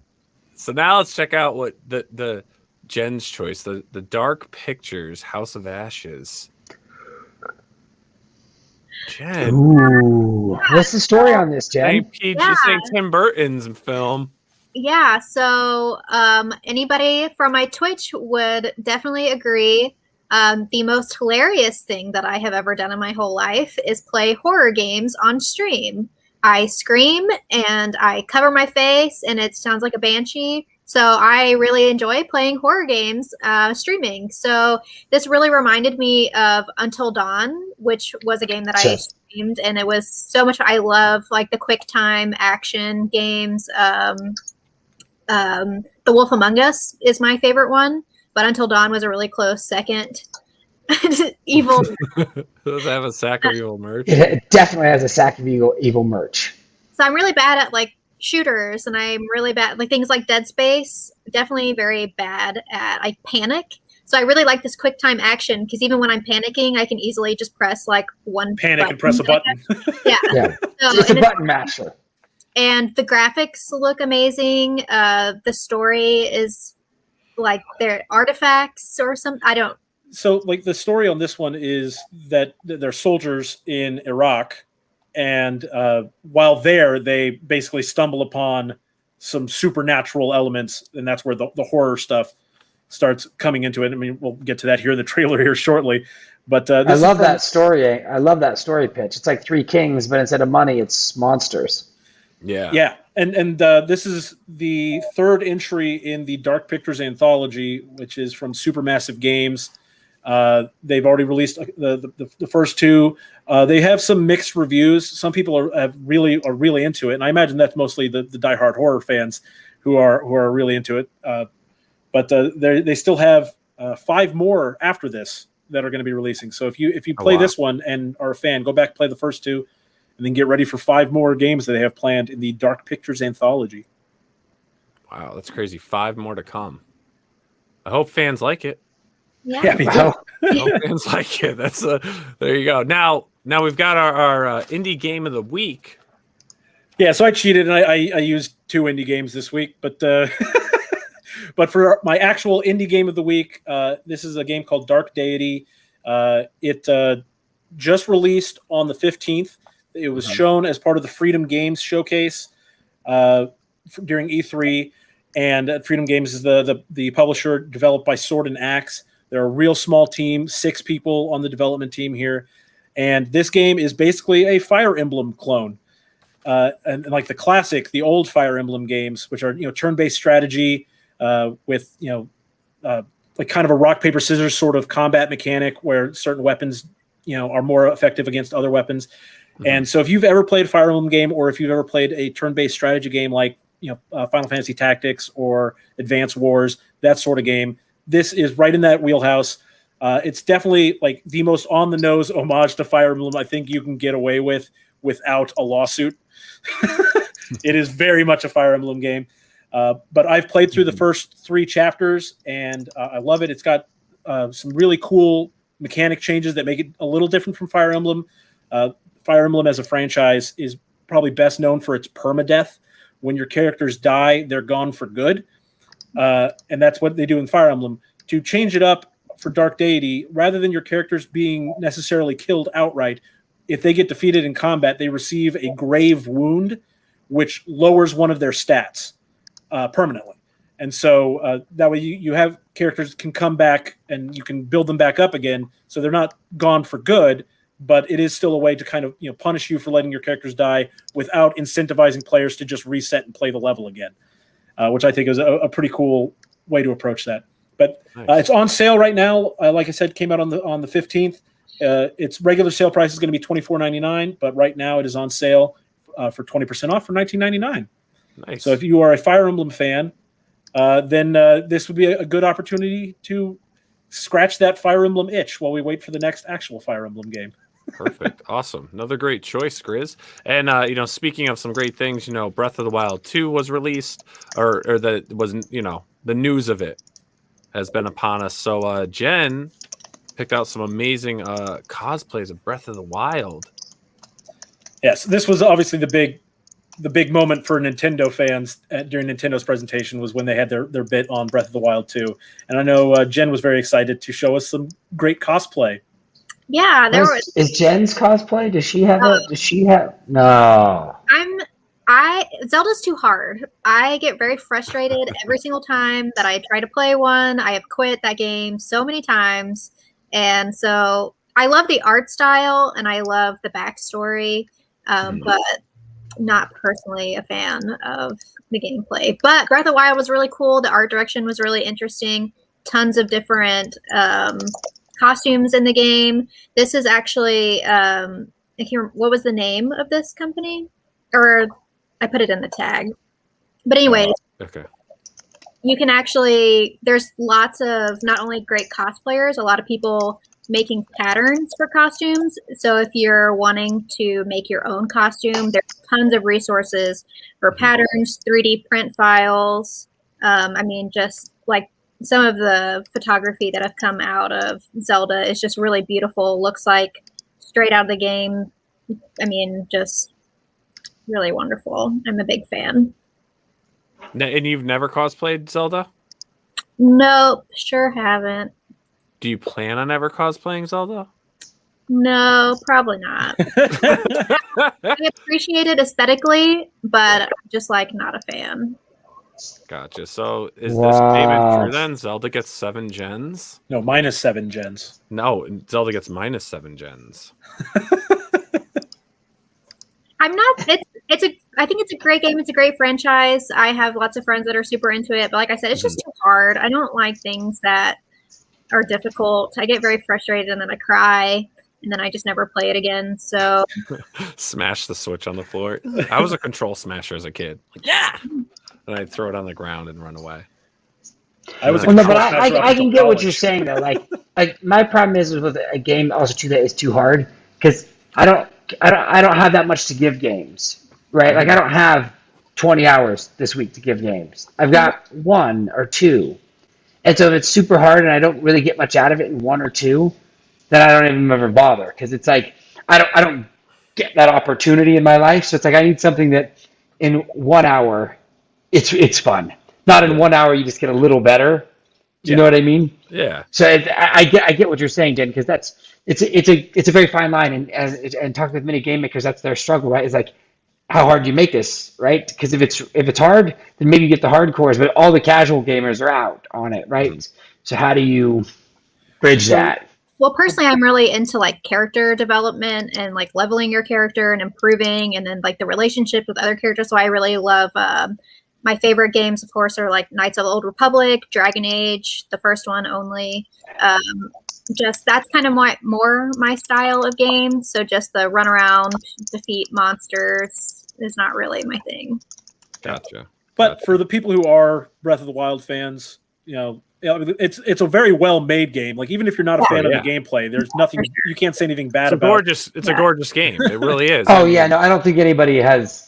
But all Zelda games require a lot of time. They do, but they're also well-produced games. They always have been. You know, there's not too many bad Zeldas out there. I mean, there's obviously ones that I'm not a huge fan of, but doesn't mean it's a bad game. It's just not my game. Well, and as far as like the time commitments for video games, I mean, like I said, this E3 was a great year for indies, and indies are historically shorter games. So make sure if you haven't already, look through all the different indie games that were shown at the Guerrilla Collective showcase, the like Freedom Games I mentioned earlier, Wholesome Games, which like honestly, there's some really cute games that I think Jen might actually like, some cool Sims and things like that.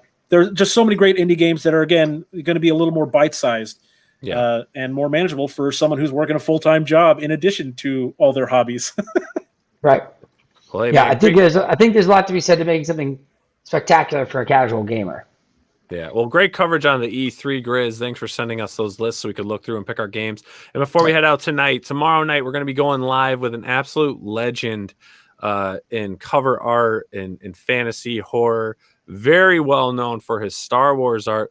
We have Mr. Dave Dorman on tomorrow night at 9 p.m. live with myself and Billy Tucci. And there's a bit of a scandal going on. You know, art is objective, and, you know, opinions are everyone's own. But he did this Fauci piece, Dr. Fauci piece here, that social media is kind of taken by storm. But, you know, we'll talk to him about his career, what he's done for Star Wars, other books. And he is actually he is one of the best out there as far as unbelievable artist. Unbelievable. Yeah. So check that out tomorrow night at 9 p.m. It's up on the site. So if you want to head over there, and make sure to click that subscribe button, Twitch viewers out there, and our YouTube viewers here, make sure to head on over to Jennifer Van Damsel's Twitch page, sign up, be a member. And for any viewers out there on Twitch, if you can come over and check out some more of stuff. If you like what we did tonight, check out, there's over 400 videos on the YouTube page. Explore the world of comics, film, television, mainly comics, and have some fun. And I hope you all have a great weekend, a great week. We will be back next Thursday at 9 p.m. for another episode of The Week in Pop. Grizz, Miss J, Lady J, JVD, and Mr. Lawson. I hope you all have a wonderful weekend, and we look forward to seeing you all next week. Nice, brother. Yeah. Good night, Captain. everyone. Pleasure. Pleasure. Nice. Bye. Hey everyone, thank you for joining us on POPXP. If you haven't already, make sure to click that subscribe button and also click the bell for notifications when we go live and we upload some awesome new content. Also, don't forget to head on over to Twitter and follow us at the POPXP and over on Instagram at the POPXP. Thanks again everyone, and we'll see you soon.